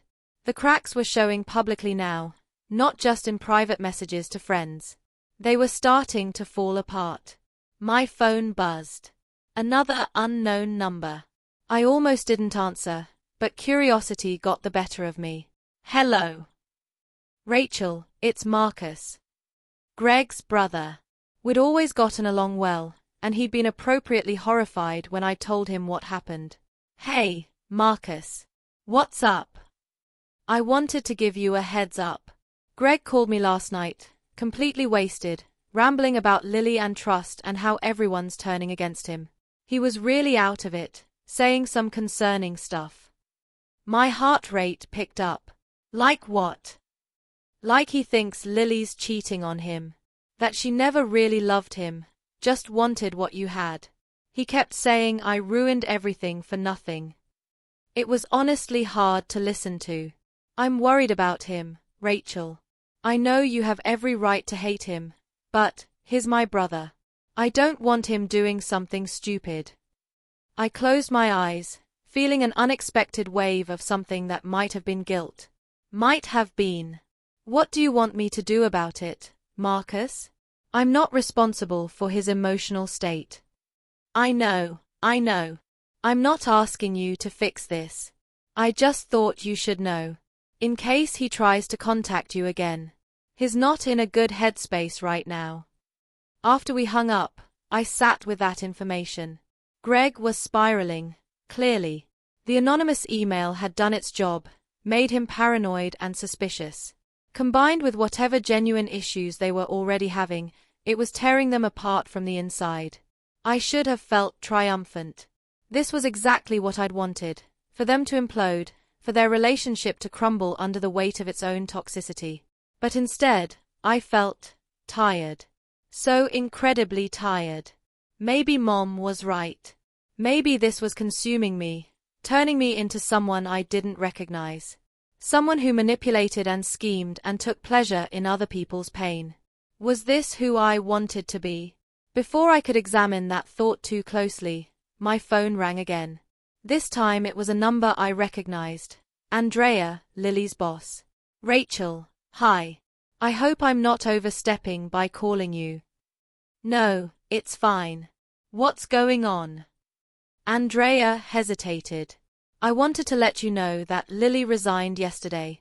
She came into the office, cleaned out her desk, and quit effective immediately. She seemed not well. Very emotional, kind of scattered. She mentioned something about needing a fresh start, maybe leaving Boston. Leaving Boston. Running away. That was so typical of Lily. When things got hard, when consequences caught up with her, she'd just flee and start over somewhere else. She'd done it before, after bad breakups or failed jobs. Just packed up and moved, leaving everyone else to deal with the aftermath. Did she say where she was going? I asked. No, she was pretty vague. But Rachel, I know you two aren't on good terms right now, obviously, but I'm worried about her. She looked really rough. I know what she did was awful, but she's still a person, you know. I know, I said quietly. And I did know. Somewhere under all the rage and betrayal, I knew that Lily was still my little sister. Still the kid I'd protected on the playground, still the teenager I'd helped through her first heartbreak, still the woman I'd let stay in my home when she needed help. The fact that she'd betrayed me didn't erase 26 years of history. But it didn't excuse it either. Thank you for letting me know, I told Andrea. I appreciate it. After that call, I made a decision. I needed to talk to Lily. Not to reconcile, not to forgive, but to understand. And maybe, if I'm being honest with myself, to see the damage I'd caused up close. To confront what my revenge had actually accomplished. I texted her from my real number. I know you're planning to leave Boston. We should talk first. Face to face. One time, and then you can go. She responded almost immediately. Why? So you can hurt me more. No. So we can end this properly. So we're not carrying this unfinished business around for the rest of our lives. You owe me that much. A long pause. Then, fine. Sunday 10 a.m. The pond at Boston Common. Public but quiet. Sunday morning was cold and grey, threatening rain. I arrived at the Frog Pond at 9:50, wearing jeans and my dad's old Boston University sweatshirt, armor of a sort, wrapping myself in memories of someone who'd actually loved me unconditionally. Lily was already there, sitting on a bench, looking small and hunched in an oversized coat. I almost didn't recognize her. She'd lost weight, more than me. Her face was pale and drawn, her hair pulled back in a messy ponytail. She looked up when she heard my footsteps, and her eyes were red-rimmed and hollow. Hi, she said quietly. Hi. I sat down on the opposite end of the bench, maintaining distance between us. For a long moment, we just sat there in silence, watching a few brave ducks paddle around the pond. Finally, Lily spoke. I'm leaving Tuesday. Going to Portland, Oregon. I have a friend there who said I can crash with her for a while, figure out what's next. Running away, I said flatly. Maybe. Or maybe just starting over. Isn't that what you'd want? For me to be gone, to not have to see me or think about me. I don't know what I want anymore, I admitted.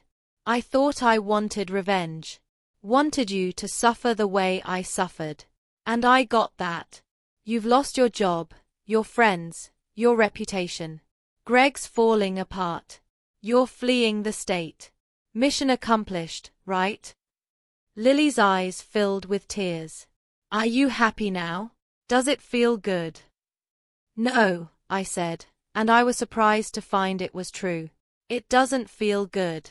It doesn't feel like anything. I just feel empty. I'm sorry, Lily whispered. I know you don't believe me. I know sorry isn't enough, but I am. I'm so fucking sorry, Rachel. I hate myself for what I did to you. To us. Why did you do it? I asked, the question I'd been holding on to for weeks. I need to understand, Lily. Was it about him? About me? About something I did or didn't do? She shook her head, tears streaming down her face now. It wasn't about you. You didn't do anything wrong. You were perfect. You've always been perfect. The successful one, the smart one, the one who had her shit together. And I was just the mess. The scroop. The one who could never get her life right. That's not true. It is true, she said, her voice rising. You know it is. You were always Mom and Dad's favorite, always the one they were proud of. And I was okay with that, mostly. I accepted that I'd never measure up to you. But then you had Greg, and he was so great, and you two were so happy, and she broke off, sobbing. I wanted what you had. I wanted someone to look at me the way he looked at you. And when you left for London, and he was lonely, and he started paying attention to me, it felt good, Rachel. It felt good to be chosen, to be wanted, to be the one someone preferred for once. So you took him, I said, my voice hard. You saw that I was gone and you just helped yourself to my husband. It wasn't like that. At first, we were just talking. He was sad, I was listening. And then one night, he kissed me, and I should have stopped it but I didn't. Because for once, just once in my life, I was getting something you couldn't have. I was special to someone in a way you weren't. She looked at me, her face crumpling. I know how fucked up that sounds. I know I'm a terrible person. But I convinced myself that if he really loved you, he wouldn't have kissed me. That maybe he was meant to be with me all along and your marriage was already over, and I was just what? Helping it along? Doing me a favor? The anger was back, hot and sharp in my chest. I don't know. I wasn't thinking clearly. I was selfish and stupid and caught up in how he made me feel. And by the time I realized how badly I was fucking everything up, I was in too deep. We'd been together for months, and leaving him meant admitting I destroyed my relationship with you for nothing. But it was for nothing, I said coldly. Because look at you now. Look at both of you. You're miserable. He's paranoid and controlling. Your relationship is toxic and falling apart. Was it worth it, Lily? Was a few months of feeling special worth losing your sister? She buried her face in her hands, her whole body shaking with sobs. No. God, no.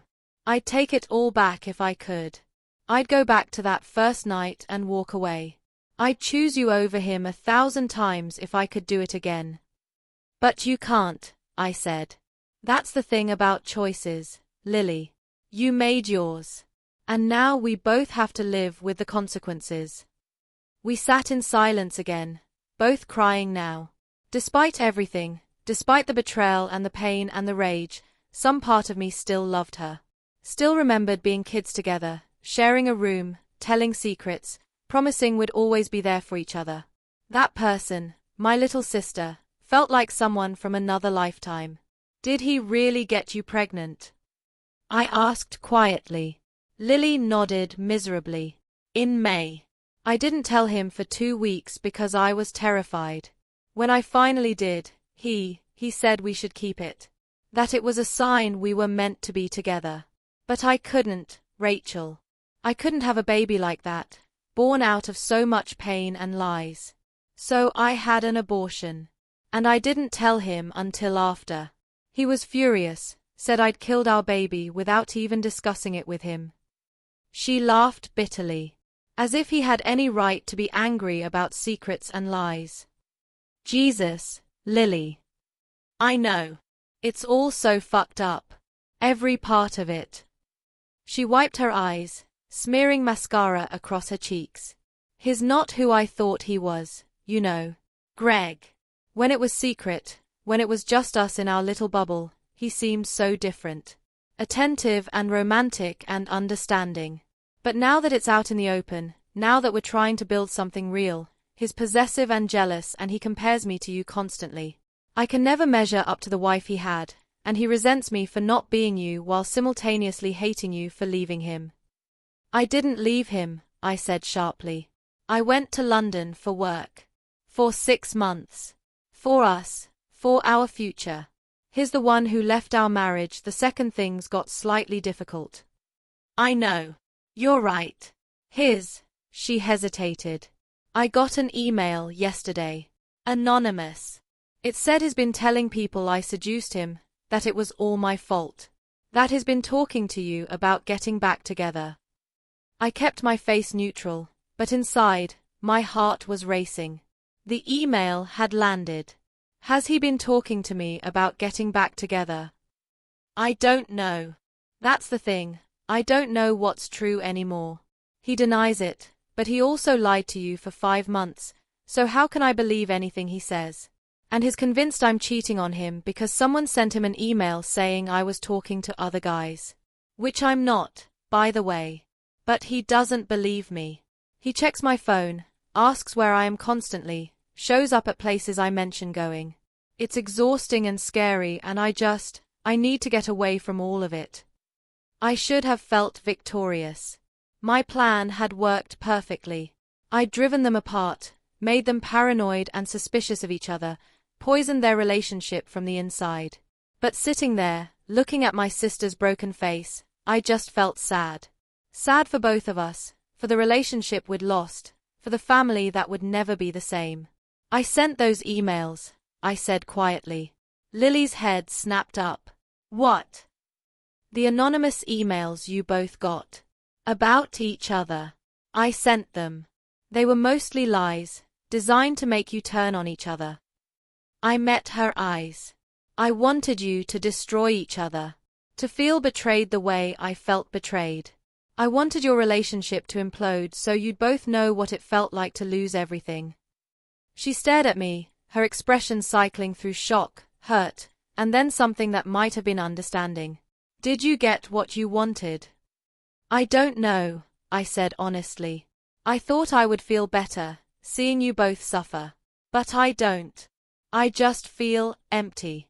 Like I wasted all this energy on revenge when I should have been healing. For what it's worth, Lily said softly, we deserve it. Everything you did to us, we deserve. I don't blame you for any of it.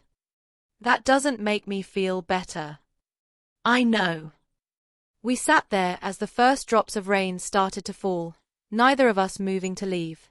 There was something surreal about this moment, the two of us, sitting on a bench in the rain, our lives in ruins, having this strangely honest conversation after weeks of warfare. I need to ask you something, I said. And I need you to be completely honest with me. Okay. Before I left for London, were you already interested in Greg? Was this planned? Lily was quiet for a long moment. Then, I noticed him differently about a year before you left. At your Christmas party in 2023. He wore this dark green sweater that made his eyes look incredible, and he was helping in the kitchen, and I remember thinking, oh, he's hot. Like, actually attractive, not just my sister's husband. But I pushed it down. Told myself it was just a fleeting thought, that it didn't mean anything. And it didn't, not really. I never acted on it, never flirted with him, never did anything inappropriate. But then you left, and he was available and Chapter 7, the truth comes out. Lonely, and that thought I'd pushed down came rushing back. So was it planned? No. But was the attraction already there? Yeah. I guess it was. The honesty of it hurt worse than I expected. Not a spontaneous mistake, not just opportunity and weakness.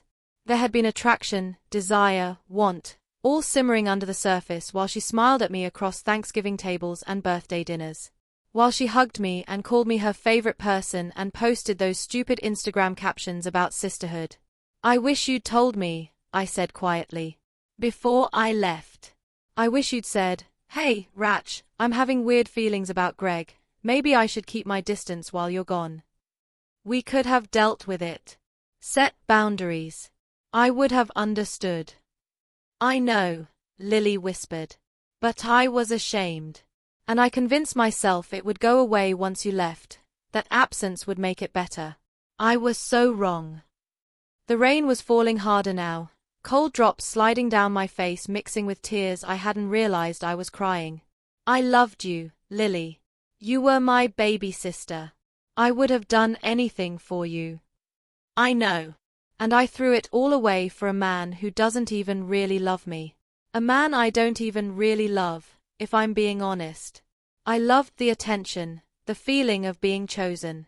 But him, the real him, he's not who I thought he was. And I'm not who he wants me to be." She turned to face me fully. "I fucked up, Rachel. I fucked up so badly that I can't even fully comprehend it yet. And I'm going to spend the rest of my life regretting it. But I need you to know, this wasn't about you not being enough.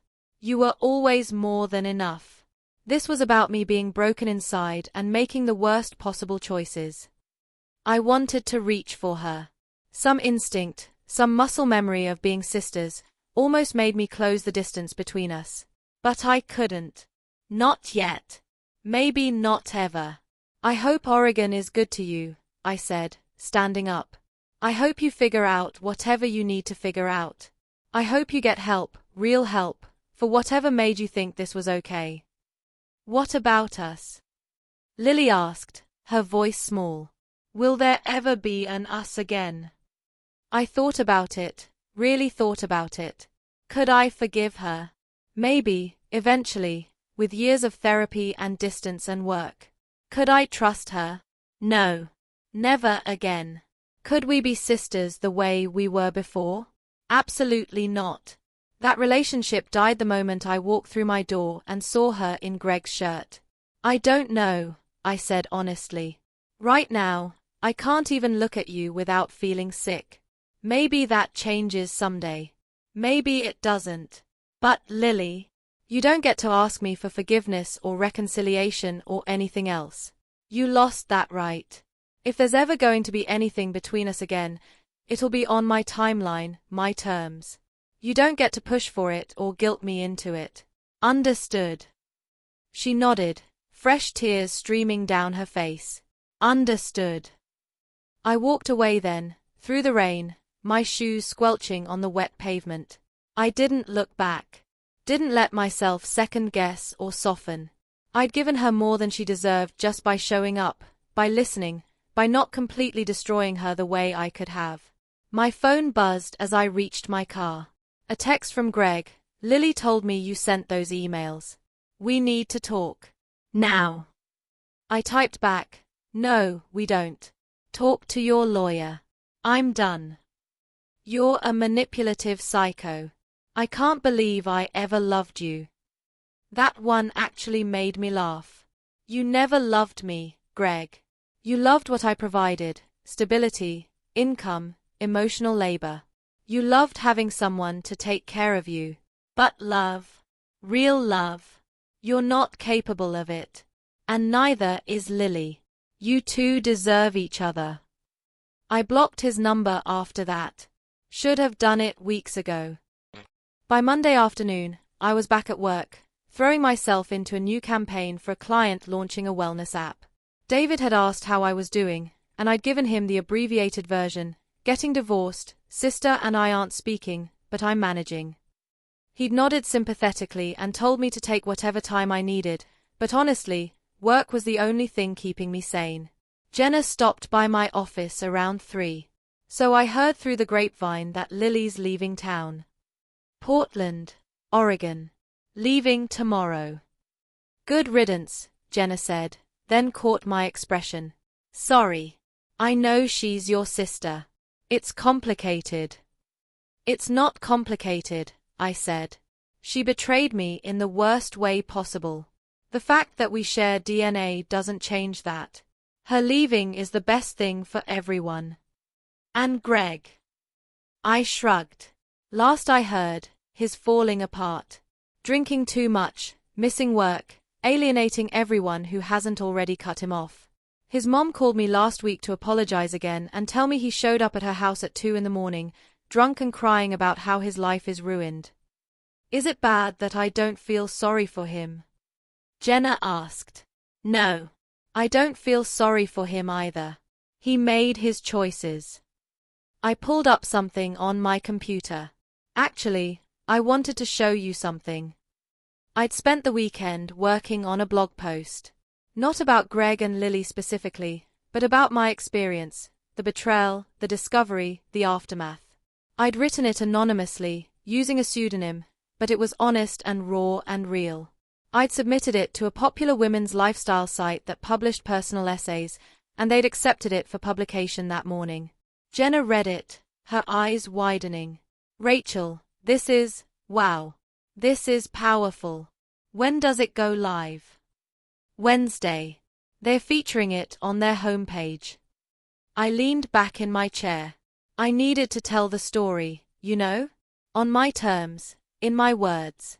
Let other people who've been through similar things know they are not alone. And maybe it'll help me process everything that happened. Are you worried about them seeing it? Let them see it. They can't do anything about it. It's all true, and I've kept them anonymous. My husband and my sister could be anyone. They'll know, but no one else will. The essay went live Wednesday morning, and within hours, it had thousands of shares. Women commenting about their own betrayal stories, their own experiences with infidelity and family betrayal. The solidarity was overwhelming and oddly healing. I wasn't alone in this. Thousands of women had survived similar nightmares and come out the other side. My inbox flooded with messages, some supportive, some sharing their own stories, some asking for advice. I responded to as many as I could, feeling something shift inside me. This wasn't just about revenge anymore. It was about connection, about turning my pain into something that might help someone else. Thursday morning, Caroline called. Good news. Greg signed the settlement agreement. Everything you asked for, the apartment lease transferred entirely to your name, 60/40 split of all assets in your favor, and his paying your legal fees. It's done, Rachel. You're officially divorced. I should have felt something monumental. Relief, sadness, anger, something. Instead, I just felt tired. That's it. It's over. Well, the paperwork still needs to go through the courts, but functionally, yes. You're free.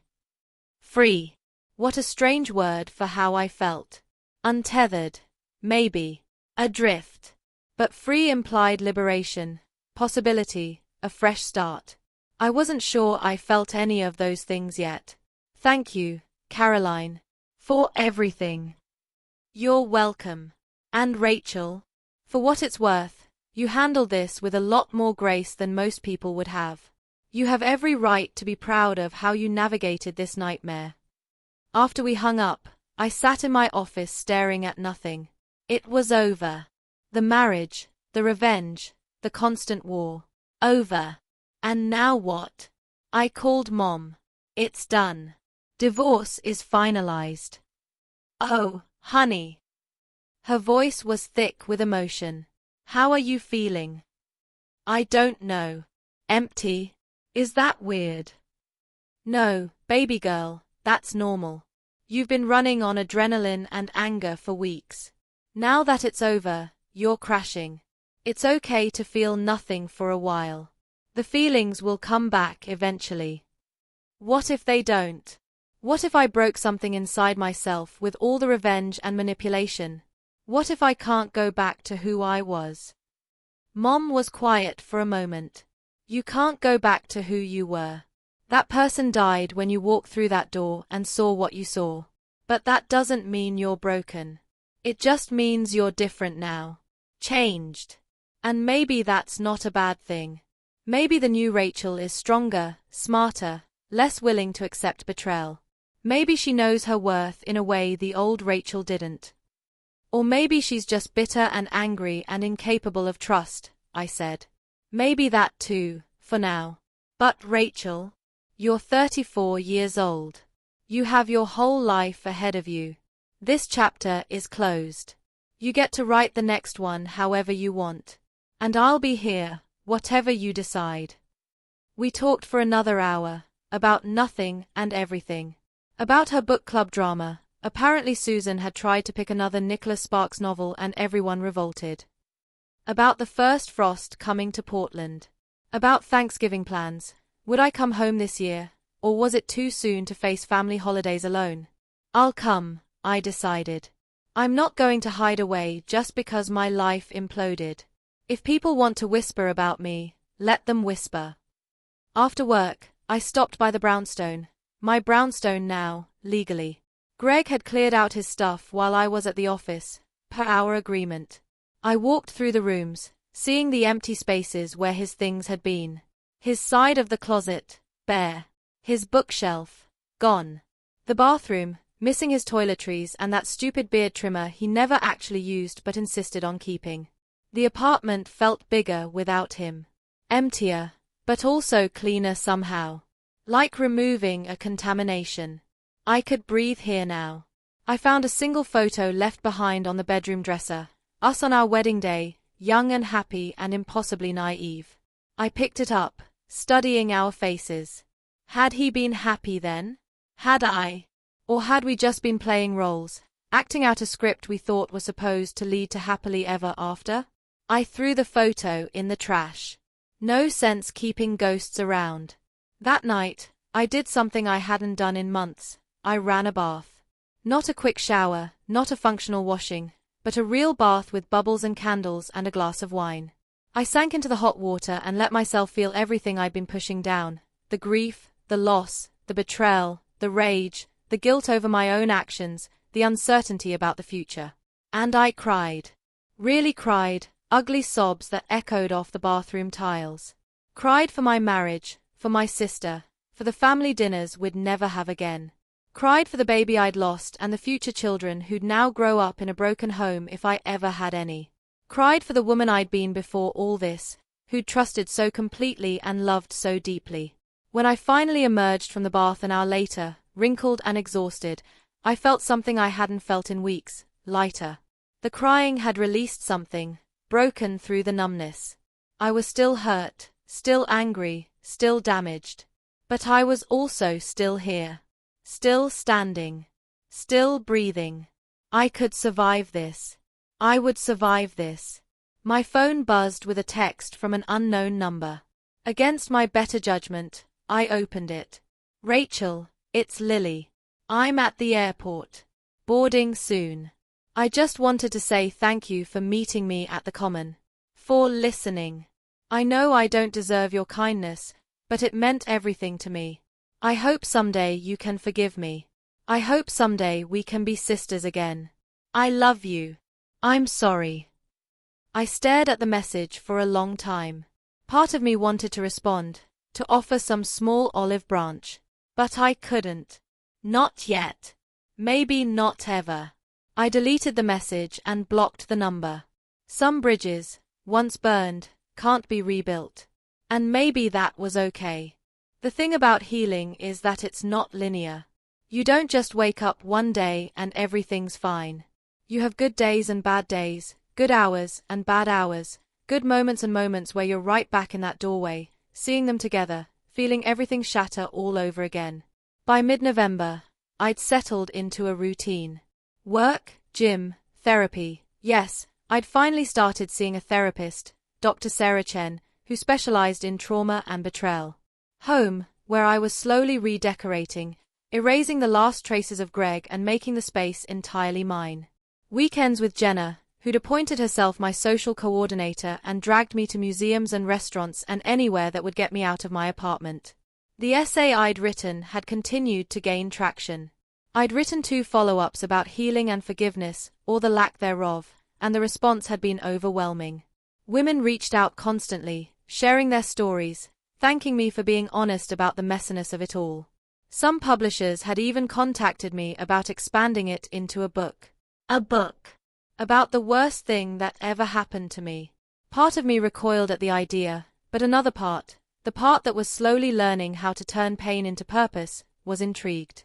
On a Tuesday afternoon in late November, I was walking back to my office from a client meeting when I saw him. Greg. Coming out of a Starbucks half a block away, his head down, shoulders hunched against the cold. I froze, my heart suddenly racing. We hadn't spoken since I'd blocked his number. Hadn't seen each other since the coffee shop meeting over a month ago. He looked terrible. Thinner, with dark circles under his eyes that were visible even from a distance. His coat was rumpled, his hair unkempt. He looked like a man who was barely holding it together. I had a choice. I could turn around, walk the other way, avoid this encounter entirely. Or I could hold my ground, walk past him with my head high, show him that I was fine, that I'd moved on, that he hadn't broken me. I chose the latter. I kept walking, my pace steady, my expression neutral. He looked up and saw me when I was maybe 10 feet away.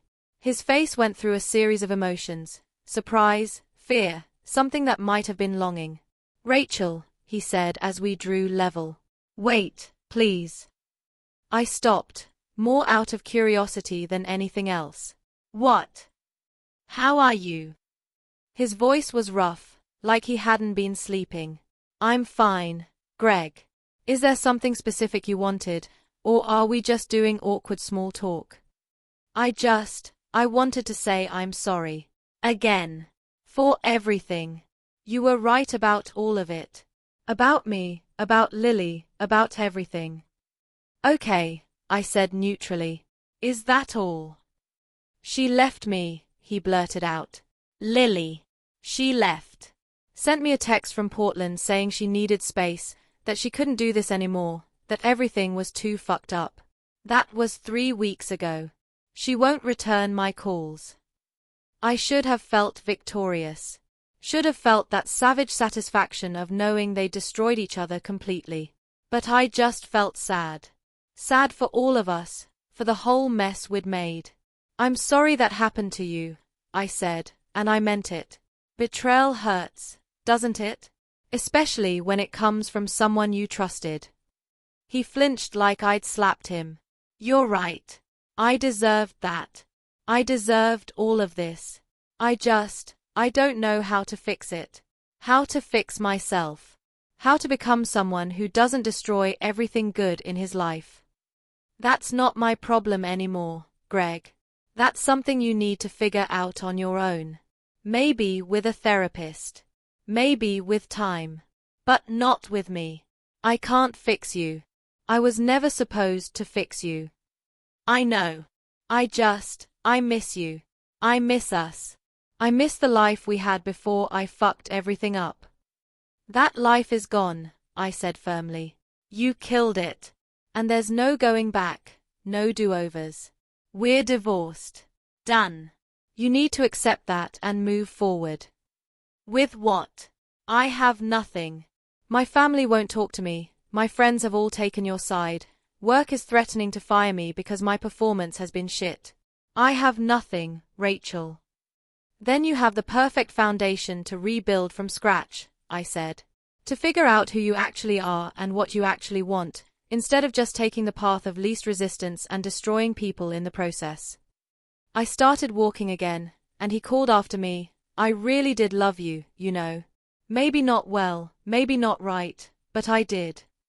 I turned back one last time. "I don't think you ever really knew what love was, Greg. But I hope you learn.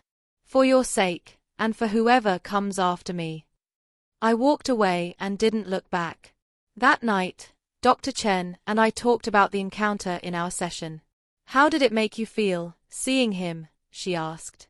"Sad," I said honestly. "Just sad. For both of us.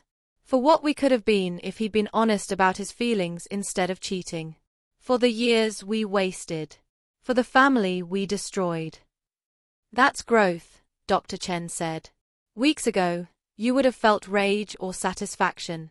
Sadness is more complex, more mature. It means you're processing this as a loss rather than just a betrayal. Is that good? It's necessary. Rage is protective, but it's not sustainable. Eventually, you have to grieve what you lost to move forward.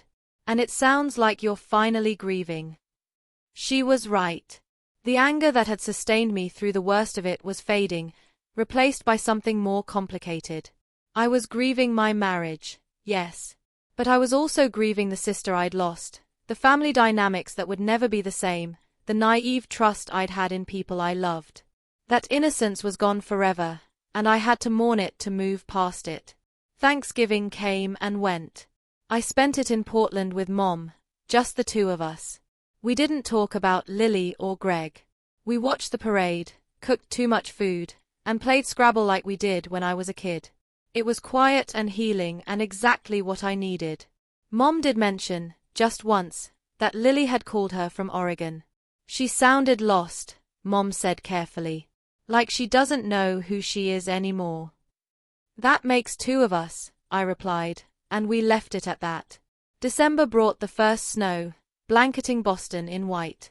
I'd always loved winter in the city, the way the common looked covered in snow, the holiday lights on Newbury Street, the cozy feeling of being warm inside while the world froze outside. This year, it felt different. Like I was seeing it all with new eyes, experiencing it as a single woman instead of part of a couple. I went to a holiday party thrown by work. Normally, I would have brought Greg, would have had his presence as a buffer against too much forced socializing. This year, I went alone, and I talked to people I'd never really talked to before. I laughed at jokes that actually weren't that funny but felt good to laugh at anyway. I even flirted, just a little, with a cute developer from the tech team who'd always been friendly. His name was Michael, and he was funny and kind and uncomplicated. When he asked for my number at the end of the night, I gave it to him, even though part of me screamed that it was too soon, that I wasn't ready. Just coffee, he said, reading my hesitation. No pressure, no expectations. Just two people getting to know each other. We went for coffee the following Wednesday. Then dinner the Saturday after. Then a movie the next weekend. Michael knew I was divorced but didn't know the details, and I liked keeping it that way. With him, I could be Rachel, the marketing director who liked action movies and sushi. Not Rachel whose husband cheated with her sister. Not Rachel who'd spent weeks plotting revenge. Just Rachel. It wasn't serious, we both knew that. But it was nice. Comfortable. A reminder that there was life after Greg, that I was still capable of connecting with someone new. Right before Christmas, I got an email that made everything shift again. It was from a literary agent in New York who'd read my essays and wanted to talk about the book idea.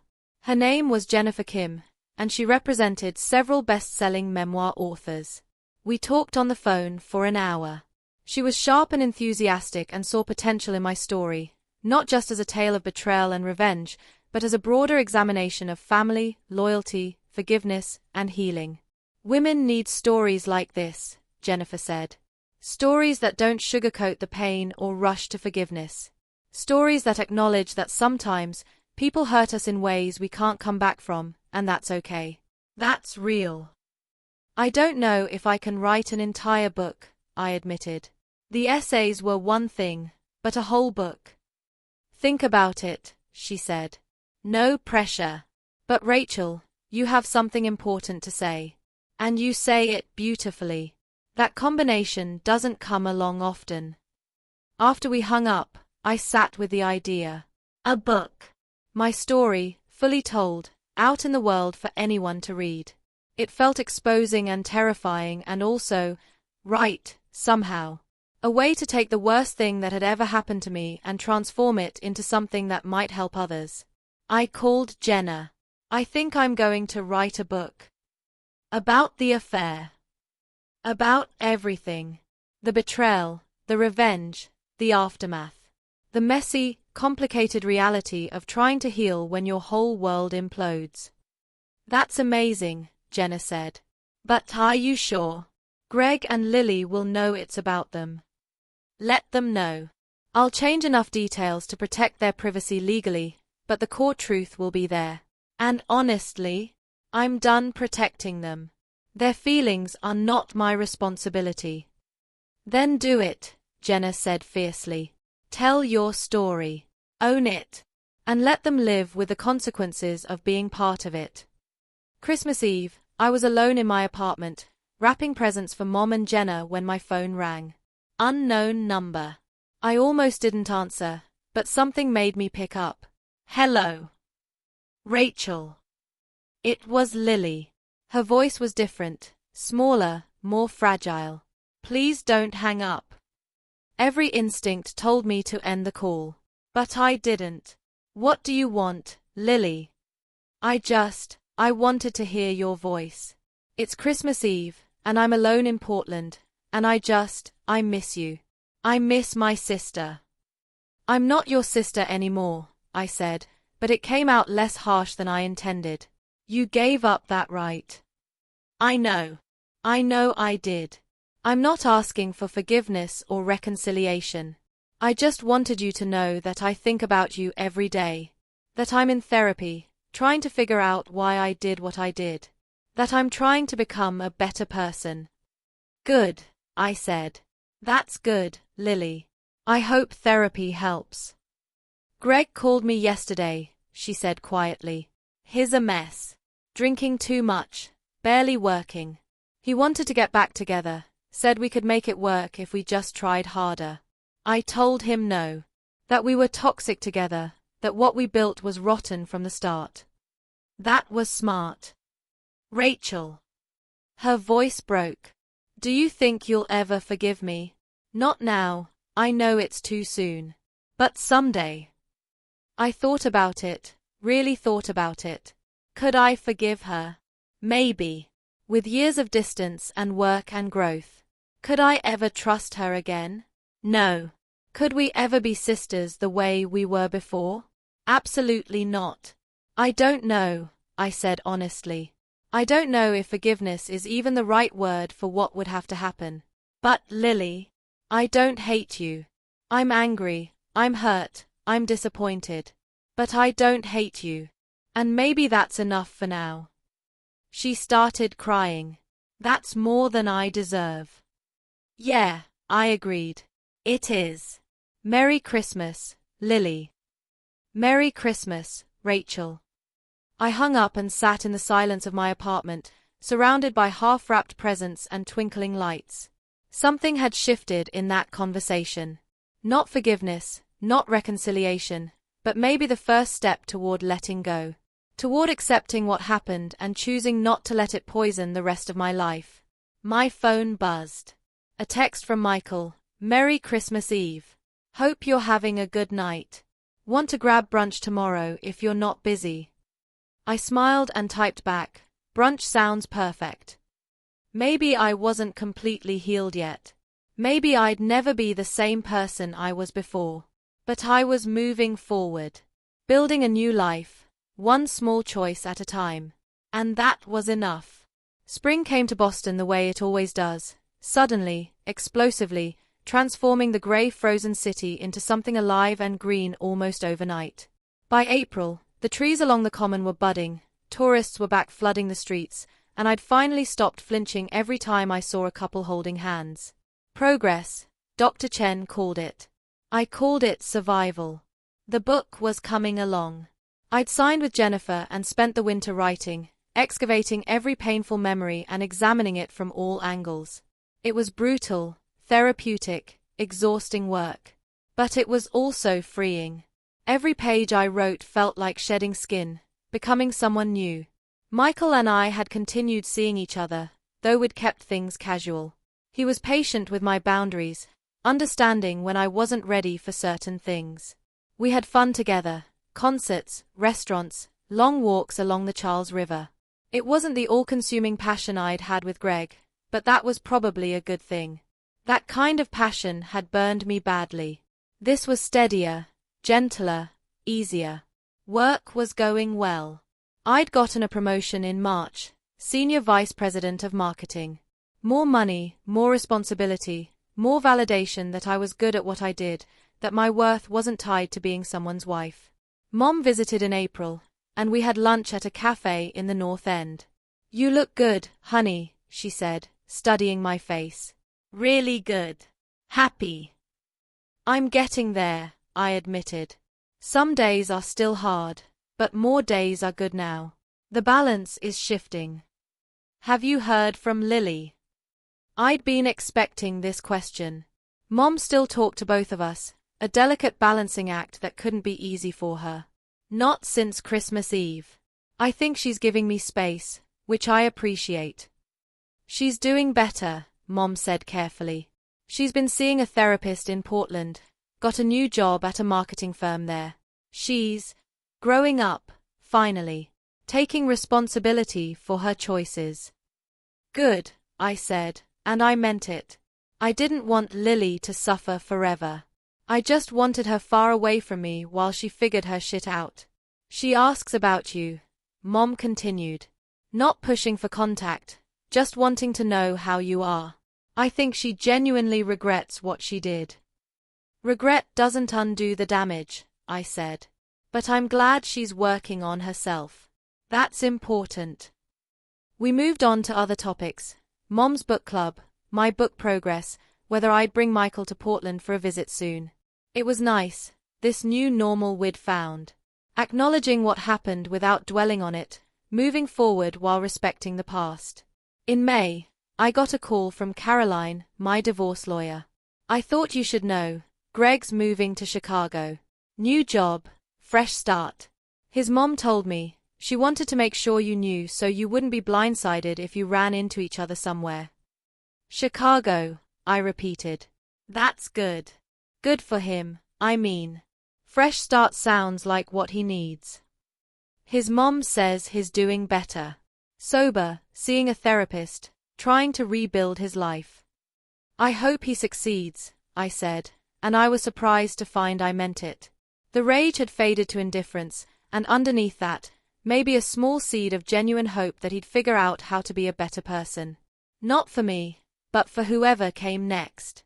The book was scheduled to publish in September, 9 months after the whole disaster had started. Jennifer had sold it at auction to a major publisher who saw potential for it to be both a commercial and critical success. They'd given it a new title, When Family Breaks, a memoir of betrayal and survival. I'd sent advance copies to a few people. Mom, Jenna, Dr. Chen. Their feedback had been overwhelmingly positive, though Mom had cried reading it. "It's so honest," she'd said. "So raw. I'm proud of you for being brave enough to tell this story." I hadn't sent it to Lily or Greg. They'd find out when it published, same as everyone else. Let them read about themselves from my perspective, see how their choices looked through the eyes of the person they'd hurt most. In June, something unexpected happened. I was at a coffee shop near my office, working on edits for the book, when a woman approached my table. She was in her 50s, well-dressed, with kind eyes. "Excuse me," she said hesitantly. "Are you Rachel Morrison? The one who wrote those essays about betrayal?" I tensed, immediately wary. "Yes, that's me. I'm sorry to bother you. I wanted to thank you. My daughter went through something similar last year. Her husband cheated with her best friend. She was devastated, blamed herself, couldn't see a way forward. But she read your essays, and they helped her so much. Helped her understand that she wasn't crazy for being angry, that she didn't have to forgive to move on. You gave her permission to feel what she felt. So thank you. From a grateful mother." She handed me a note, her daughter's name and email, in case I ever wanted to connect, and walked away before I could respond. I sat there staring at the note, feeling something warm bloom in my chest. This was why I'd written those essays, why I was writing the book. Not for revenge, not to hurt Greg and Lily, but to help people who'd been through similar nightmares. To tell them they weren't alone, that survival was possible, that you could build something beautiful from the ashes of betrayal. I tucked the note in my bag and pulled out my phone. Sent a text to Jennifer, Just had a moment that reminded me why we're doing this. Let's make this book everything it needs to be. She responded immediately, hell yes. Let's change some lives. By July, Michael and I had gotten more serious. Not quite boyfriend-girlfriend official, but heading in that direction. He'd met Mom, I'd met his parents. We'd started talking about future plans in a way that implied we'd be in each other's lives for a while. One evening, we were walking along the harbor walk, watching the sun set over the water, when he said, "Can I ask you something?" "Sure." "Do you think you'll ever fully get over what happened? With your ex-husband and your sister?" It was the first time he'd directly asked about it, though he knew the basic story. I thought about how to answer honestly. "I don't know if get over it is the right phrase," I said slowly. "I don't think you get over something like that the way you get over a cold or a bad day. It changes you fundamentally. But I think I'm learning to live with it. To accept that it happened and that I survived it. To build a new life that isn't defined by what they did to me." "And you're okay with that? Being changed?" I considered. "I'm okay with who I'm becoming. She's stronger than who I was before. More careful, maybe, but also more sure of herself. More willing to stand up for herself. The old Rachel might have tried to work things out, to forgive and rebuild. The new Rachel knows when something is irreparably broken." "I like the new Rachel," Michael said, squeezing my hand. "Me too," I admitted. "Most days, anyway." August brought the final push to finish the book. Long days at my laptop, reliving every painful moment to make sure I'd captured it accurately. Nights spent second-guessing whether I was being fair, whether I was too harsh, whether I should soften certain parts to protect people's feelings. But every time I wavered, I'd get an email from someone who'd read my essays. Women thanking me for being honest. Men acknowledging their own betrayals and trying to do better. People who felt less alone because I'd been brave enough to speak my truth. Jenna read the final manuscript in early September, a week before publication. We met for drinks after, and she had tears in her eyes. "This is incredible, Rach," she said. "It's not just your story, it's everyone's story. Everyone who's been betrayed, everyone who's had to rebuild. You've taken your pain and made it universal." "I hope people receive it that way," I said nervously. "What if they think I'm just bitter? What if they side with Greg and Lily?" "Then they're not your audience," Jenna said firmly. "And honestly, anyone who reads this book and sides with them wasn't paying attention. You were fair, you acknowledged your own mistakes and choices, but you also didn't minimize what they did. That's powerful."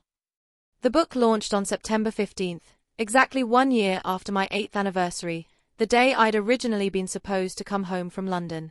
The irony wasn't lost on me. 1 year ago, my life had imploded. Now, I was reclaiming that date as something else, the beginning of my new story. The launch event was at a bookstore in Cambridge, packed with people. Friends, colleagues, readers who'd followed my essays.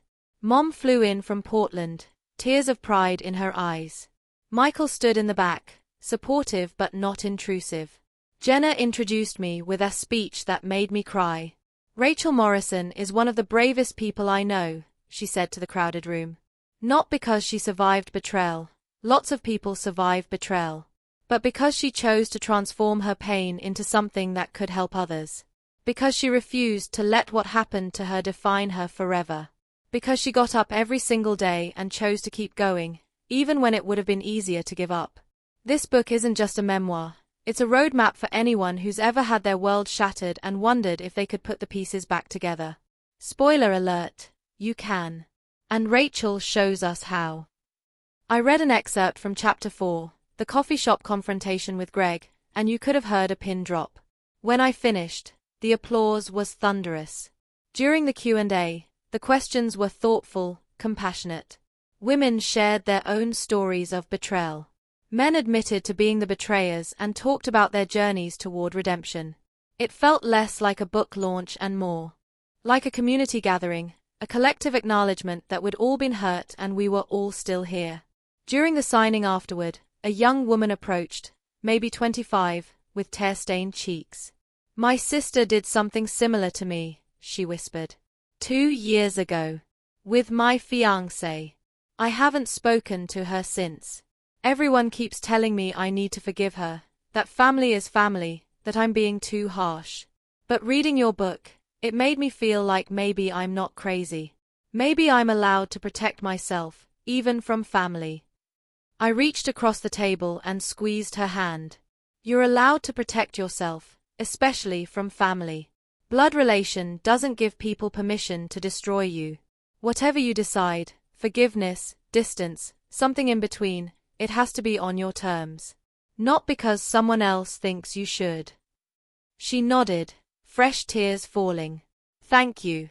You have no idea how much I needed to hear that. But I did know. Because I'd needed to hear it too, all those months ago when I was drowning in other people's opinions about what I should do, how I should feel, how quickly I should move on. The book became a modest bestseller. Not Harry Potter numbers, but it hit several lists and stayed there for weeks. I did interviews, local news, podcasts, a segment on a national morning show. Each time I told my story, it got a little easier. The words felt less like fresh wounds and more like old scars, still there, still visible, but no longer actively painful. In October, a month after publication, I received an email that stopped me in my tracks. The subject line read, "From Lily." I almost deleted it without reading. Almost. But curiosity, or maybe something deeper, made me open it. Dear Rachel, I read your book. Mom sent me a copy even though I told her not to. I've read it 3 times now, and each time I see more clearly how badly I hurt you.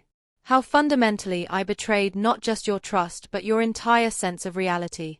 I'm not writing to ask for forgiveness or to make excuses. I'm writing because your book forced me to confront things I've been avoiding. You wrote that I was broken inside, that I made the worst possible choices because of that brokenness. You were right. My therapist here has helped me understand that I've spent my whole life comparing myself to you, resenting you for being everything I wasn't, and then destroying the one thing of yours I could reach just to prove I could. That's sick. I know it's sick.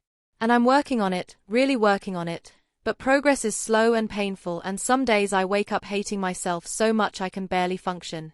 I'm not telling you this to make you feel bad for me. I'm telling you because your book taught me something important. Honesty, even brutal honesty, is the only way forward. So here's my brutal honesty. I didn't just betray you with Greg. I betrayed you our whole lives in smaller ways. I was jealous of you when you got into your dream college and I didn't. I resented you when Dad was so proud of your career while I was bouncing from job to job. I hated how easy things seemed for you while I struggled with everything. And when you left for London, when you weren't there to watch me measure myself against you every day, I finally felt free. But I didn't know how to be free without destroying something of yours in the process. That's not an excuse. It's an explanation. And maybe it doesn't matter. Maybe knowing why doesn't change what happened. But I thought you should know. You wrote in your book that you don't know if we'll ever be sisters again. I don't know either. But I want you to know that reading your words, seeing how much pain I caused you laid out so clearly, it broke something open in me. I'm not the same person I was a year ago. I don't know if I'm better yet, but I'm different. And I'm trying. I'm proud of you for writing this book. For turning your trauma into something that helps people. That's so you, taking something terrible and making it matter. I wish I had even a fraction of your strength. I won't contact you again unless you want me to. I'm respecting your boundaries, your space, your right to a life without me in it. But I wanted you to know, I'm sorry. I will be sorry for the rest of my life. And I hope, wherever your life takes you, that you find happiness and peace and love that doesn't hurt you. Your sister, if you'll still let me call myself that. Lily. I read the email 3 times, feeling things I couldn't quite name. Anger that she'd made it about her insecurity, her resentment, her problems. Relief that she was finally taking responsibility. Sadness that we'd gotten to this place at all. And underneath it all, a tiny seed of something that might eventually grow into forgiveness. I didn't respond immediately. Instead, I forwarded it to Dr. Chen with a note, "Got this today. What do I do with it?" We spent our next session discussing it. Dr. Chen read it carefully, then looked up at me. "What do you want to do with it?" "I don't know." Part of me wants to respond, to acknowledge that she's trying. But another part thinks any response just opens the door to more contact, more complication. Would more contact be so terrible? Dr. Chen asked gently. Not a full reconciliation, not going back to how things were. But maybe a door left slightly ajar? Room for the possibility of something in the future. I thought about it. Did I want Lily completely out of my life forever? A year ago, the answer would have been an immediate yes. Now, I wasn't so sure. She was still my sister, still someone who'd been part of my life since the moment she was born. The thought of never speaking to her again, of never having her at family events, of our future children, if I had any, not knowing each other, that felt sad in a different way. I don't want her back in my life the way she was, I said slowly. But maybe someday, years from now, we could have coffee. Have a conversation. Build something new that acknowledges what happened but doesn't let it be the only thing between us. That sounds wise, Dr. Chen said. So what would a response look like that leaves that door ajar but maintains your boundaries? We crafted it together, revising and refining until it felt right. Lily, I received your email and I appreciate your honesty. I can see you're doing the work, and I respect that. You're right that understanding why doesn't change what happened, but it does help me make sense of it. I'm not ready for regular contact or a relationship right now. I may not ever be ready for what we had before. That's gone and can't be rebuilt. But I'm not closing the door permanently either. Maybe someday, when we've both healed more, we can find a way to be in each other's lives that doesn't hurt me and doesn't define you only by your worst choice. For now, I need you to respect my space. If there are family events where we're both present, we can be civil. If you're ever in Boston, don't contact me. I'll reach out if and when I'm ready. Keep working on yourself. Keep growing. And maybe in a few years, we'll see where we both are. I don't hate you. I don't forgive you either, not yet. I'm somewhere in between, which is more than I thought I'd ever be able to say. Rachel.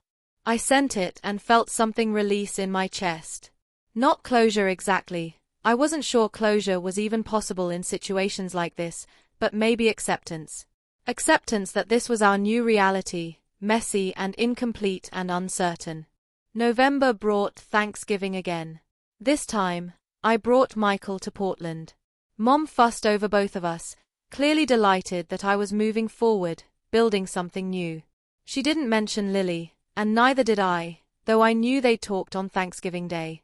Separate but connected, that's what our family was now. In December, I got a surprising phone call. From Patricia, Greg's mom. Rachel, dear. I hope I'm not overstepping by calling. Not at all, Patricia. How are you? I'm well, thank you. I wanted to let you know, I read your book. It arrived last week, and I finished it in one sitting. I held my breath, unsure what was coming. It was painful to read, she continued. Seeing what my son did through your eyes, understanding the full extent of the damage. But I'm grateful you wrote it. It helped me understand things about Greg that I'd been blind to. About how I raised him, about the patterns I inadvertently taught him. Patricia, you're not responsible for his choices. Maybe not entirely, she interrupted gently. But I played a role. I coddled him, made excuses for him, let him avoid consequences. I created an environment where he thought his comfort mattered more than others' pain. And I'm sorry for that. I'm sorry I raised a man who could hurt you the way he did. Tears pricked my eyes. Thank you for saying that. It means a lot. He's doing better, you know. In Chicago. He's sober, he's in therapy, he's taking responsibility. He read your book too. I sent it to him. He called me afterward and cried for an hour. Said it was like seeing himself clearly for the first time and hating what he saw. I hope the clarity helps him, I said honestly. I think it will. Rachel, I know this might be presumptuous, but I want you to know, you'll always be family to me. What happened doesn't change the love I have for you. If you ever need anything, I'm here. We talked for a while longer, about nothing and everything. When we hung up, I felt lighter. Another piece of the past finding its place, another relationship finding its new shape. Christmas was quiet and good. Michael and I exchanged gifts, nothing too serious, but thoughtful. Mom visited for a long weekend. We decorated my apartment, which now felt fully mine, every trace of Greg erased and replaced with things I'd chosen. We watched movies and cooked too much food and laughed until we cried. On New Year's Eve, Michael and I went to a party thrown by one of his friends. At midnight, surrounded by strangers and noise and champagne, he kissed me and whispered, "To new beginnings." To new beginnings, I echoed. Because that's what this was, what I'd been building all year. Not the life I'd planned, not the future I'd imagined. But something new, something mine, something good. It's September again, and I'm sitting in the same coffee shop where I wrote so much of the book, working on my second memoir. This one's about healing, about rebuilding, about learning to trust again after betrayal. It's a happier book, though no less honest. Michael and I got engaged last spring. He proposed at the Frog Pond where I'd met Lily 2 years ago, deliberately reclaiming that space as something joyful. We're getting married next October. Small ceremony, just close friends and family. The book is still selling steadily, still reaching people who need it. I get emails every week from readers sharing their stories, thanking me for being honest. Some of them have become friends, this community of survivors who understand what it's like to rebuild from rubble. Mom is planning the wedding with an enthusiasm that makes me laugh. She's in her element, coordinating with caterers and florists and venues. She talks to Lily sometimes, but she respects my boundaries about keeping those relationships separate. I haven't spoken to Lily since the email exchange 2 years ago. I see her occasionally on social media. Mom follows her, and sometimes I peek at her profile through Mom's account. She looks healthier, happier. She's still in Portland, still working in marketing, dating someone new who seems kind in the photos. She doesn't post about us, doesn't mention having a sister. I think she's respecting my space, and I'm grateful for that. Greg sent me a message through Caroline about 6 months ago. A simple apology, no expectation of response, just acknowledgement of harm done and growth achieved. I didn't respond, but I didn't delete it either. Maybe someday I'll feel ready to acknowledge his journey toward becoming better. Or maybe I won't. That's okay too. The apartment, my apartment, is full of life now. Plants that I actually keep alive, art I chose, furniture that's mine. Michael sleeps here most nights, and we're talking about buying a house together after the wedding. Somewhere in Cambridge, maybe, with a yard for the dog we want to get. Work is going well. I'm still at the same company, though I've been approached by headhunters about bigger opportunities. I'm considering them, taking my time, not rushing into anything. I've learned the value of careful decisions. Dr. Chen and I still meet monthly, though we've shifted from crisis management to maintenance. She's proud of how far I've come, how much I've healed while staying true to myself. Jenna is my maid of honor, obviously. She's been there for every step of this journey, from the worst night of my life to this new chapter full of possibility. She's dating someone too, a woman this time, which surprised exactly no one who actually knew her. We double date, have game nights, maintain the kind of friendship that feels like family. Sometimes people ask if I regret how I handled everything, the revenge, the public exposure, the book. The answer is complicated. I regret some specific actions, some moments where I crossed lines that didn't need crossing. But overall, no. I don't regret standing up for myself. I don't regret refusing to minimize what they did. I don't regret turning my pain into something that helped others. Would I have preferred to never be betrayed in the first place? Obviously. Would I have preferred to keep my sister and my marriage? Of course. But that wasn't my choice to make. They made their choices, and I made mine. I chose to survive. I chose to fight back. I chose to heal on my terms. And now I'm choosing to build something new. Something that honors who I was, acknowledges who I became, and looks forward to who I'm still becoming. My phone buzzes. A text from Michael. Dinner at 7? I'm cooking. I smile and type back. Perfect. See you at home. Home. It's taken 2 years, but this city feels like home again. My apartment, my job, my life, they're mine in a way they never were before. Earned through survival, built through intentional choices, claimed through the simple act of getting up every day and choosing to keep going. I close my laptop and pack up my things. Walk out into the September afternoon, the air crisp with the promise of fall. 2 years ago, this month meant devastation. Now it means publication anniversaries and wedding planning and the comfortable rhythm of a life rebuilt. I pass a bookstore and see my book in the window. They're still featuring it for the 2-year anniversary. A woman stands in front of it, reading the back cover. I watch as she carries it to the register, and I feel that familiar warmth. Another person who might find something useful in my pain, who might feel less alone because I was brave enough to share. As I walk toward the T station, my phone buzzes again. An email this time, from an address I don't recognize. The subject line, "Thank you for saving my life." I don't open it yet. I'll save it for later, for when I need a reminder of why any of this mattered. For now, I just walk, feeling the sun on my face, the city alive around me, my future stretching ahead full of possibility. I survived. I healed. I'm still here. And that's enough. That's everything. Asterisk if you've made it this far. Thank you for reading Rachel's story. If you've been through something similar, know that you're not alone. Healing isn't linear, forgiveness is optional, and you're allowed to protect yourself, even from family. Take care of yourselves out there. Asterisk.